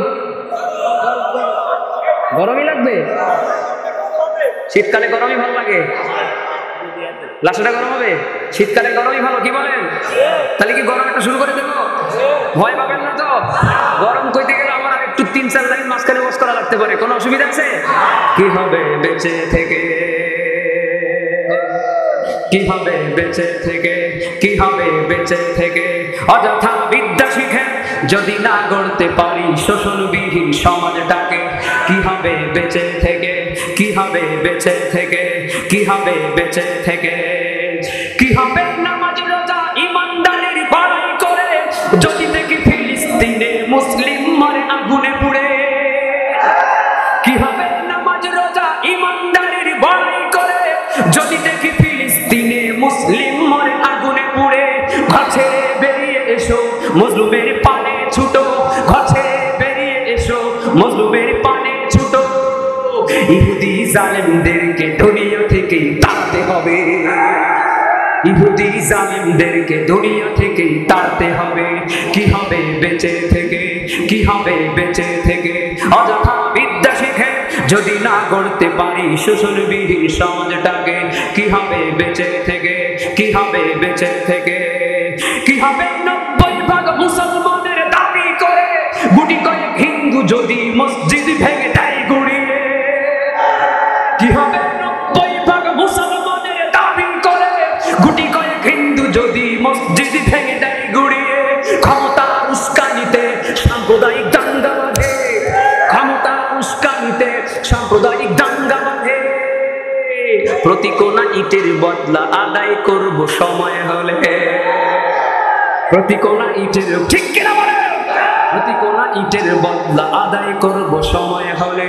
কি হবে বেঁচে থেকে, কি হবে বেঁচে থেকে অযথা বিদ্যা শিখে যদি না গড়তে পারি শোষণবিহীন সমাজটাকে? কি হবে বেঁচে থেকে, কি হবে বেঁচে থেকে? কি হবে বছর বছর আরব গিয়ে হাজির হয়ে যদি শুনি ভণ্ড বাবা নকল কাবা তৈরি করে? এই দেশে যতগুলো ভণ্ড বাবা আছে সব আগুন দিয়ে পুড়িয়ে ছারখার করে দাও। কথা বলে ঠিক কিনা? কি হবে বছর বছর আরব গিয়ে হাজির হয়ে যদি শুনি ভণ্ড বাবা নকল কাবা তৈরি করে? তালবিয়া মুখে জপে এরামের কাপড় পরে, তালবিয়া মুখে জপে এরামের কাপড় পরে। বাইতুল্লাহর শত্রু যারা হটাও তাদের দাও গুড়িয়ে। কি হবে বেঁচে থেকে, কি হবে বেঁচে থেকে অযথা বিদ্যা শিখে যদি না গড়তে পারি শোষণবিহীন সমাজটাকে? কি হবে বেঁচে থেকে, কি হবে বেঁচে থেকে? আর একটা সিরিয়াস কথা আছে বলবো। কি হবে শিক্ষিত হতে ভার্সিটির এডমিশন নিয়ে যদি শুনি নাস্তিক মুরতাদ পতিতা হেথা তৈরি করে? কি হবে শিক্ষিত হতে ভার্সিটির এডমিশন নিয়ে যদি শুনি নাস্তিক মুরতাদ পতিতা হেথা তৈরি করে? মুসলমানদের তৈরি করা ইউনিভার্সিটি গুলা, মুসলমানদের তৈরি করা ইউনিভার্সিটি গুলা উদ্ধার একদিন হবেই হবে, আমরা কিন্তু নই রে বসে। কি হবে বেঁচে থেকে, কি হবে বেঁচে থেকে অযথা বিদ্যা শিখে যদি না গড়তে পারি শোষণবিহীন সমাজটাকে? কি হবে বেঁচে থেকে, কি হবে বেঁচে থেকে? কি হবে মানবাধিকার, মানবাধিকার বলি ছেড়ে পৈশাচিক নির্যাতনে যদি শিশুরা জন্ম মরে? যারা জনগণের টাকা মেরে বিলেতে প্রাসাদ গড়ে, জনগণের টাকা মেরে লন্ডনে প্রাসাদ গড়ে, আর জনগণের টাকা মেরে ইন্ডিয়ায় প্রাসাদ গড়ে, জনগণের টাকা মেরে আমেরিকা প্রাসাদ গড়ে, আর জনগণের টাকা মেরে বিলেতে প্রাসাদ গড়ে, জনগণের টাকা মেরে অস্ট্রেলিয়ায় প্রাসাদ গড়ে। রাজনয় ওদের ধরে আস্ত বলি দিতে হবে। কি হবে বেঁচে থেকে, কি হবে বেঁচে থেকে অযথা বিদ্যা শিখে যদি না গড়তে পারি শোষণবিহীন সমাজটাকে? কি হবে বেঁচে থেকে, কি হবে বেঁচে থেকে? আরো আছে বলবো। কি হবে আকাশ ছোঁয়া মিনার গলা মসজিদেতে, যেই দেশেতে ইমাম খুন হয় মসজিদেরই যায় নামাজে? কি হবে আকাশ ছোঁয়া মিনার গলা মসজিদেতে, যেই দেশেতে মুয়াজ্জিন খুন হয় মসজিদেরই যায় নামাজে? সারি সারি মুসল্লি বসা, সারি সারি মুসল্লি বসা, কত যে মুনাফিক বসা, সারি সারি মুসল্লি বসা, কত যে মুনাফিক বসা। তাই তো হলো না আজও ইমাম হত্যার বিচার দেশে। কি হবে বেঁচে থেকে, কি হবে বেঁচে থেকে অযথা বিদ্যা শিখে যদি না করতে পারি শোষণবিহীন সমাজটাকে? কি হবে বেঁচে থেকে, কি হবে বেঁচে থেকে? নবীজিকে ভালোবাসেন সবাই? এবার আপনাদের আওয়াজে বলে দিতে হবে। একজন থাকবেন না, একবার জন্য রেডি থাকবেন তো একজন। নবীজিকে ভালোবাসেন সবাই? কি হবে শেষ নবীজির উম্মত বলে দাবি করে যদি ওই নবীর চেয়ার কাদিয়ানীরা দখল করে? কি হবে শেষ নবীজির উম্মত বলে দাবি করে যদি ওই নবীর চেয়ার কাদিয়ানীরা দখল করে? নবীজির জন্য যদি রক্তের বহে নদী, নবীজির জন্য যদি রক্তের বহে নদী, তবুও হটব না এই দাবি থেকে। কাফনের কাপড় মাথায় ময়দানে আই ছুটে আই, কাফনের কাপড় মাথায়, ময়দানে আই ছুটে যাই, বিলিয়ে দে না তোদের জীবনটাকে। নবীর জন্য কারা কারা জীবন দিতে রাজি? দু হাত আল্লাহকে দেখা।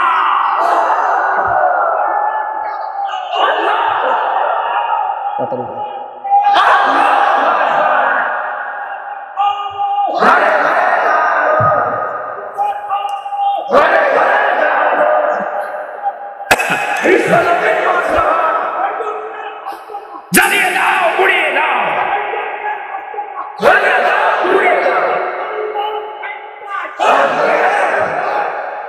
শুনেন, অনেকে বলবে যে হুজুর কাদিয়ানী নিয়ে আপনাদের এত আপত্তি কেন? কারণ অনেকে বলবে, অনেক নাস্তিক পন্থী লোকেরা বলবে যে এদেশে হিন্দু আছে, খ্রিস্টান আছে, নাস্তিকও আছে, কাদিয়ানীও থাকবে, আপনাদের সমস্যা কি? ইসলাম তো সবার অধিকার দিয়েছে। আমি বলবো, ইসলাম সবার অধিকার দিয়েছে, নিজ পরিচয় বেশে ছদ্মবেশে কারো থাকার অধিকার দেয় নাই। কাদিয়ানীরা নিজেদেরকে মুসলমান দাবি করে, আর মুহাম্মদুর রাসূলুল্লাহকে নবী না মেনে গোলাম আহমদ কাদিয়ানীকে নবী মানে, আবার নিজের নামটা মুসলমান বলে।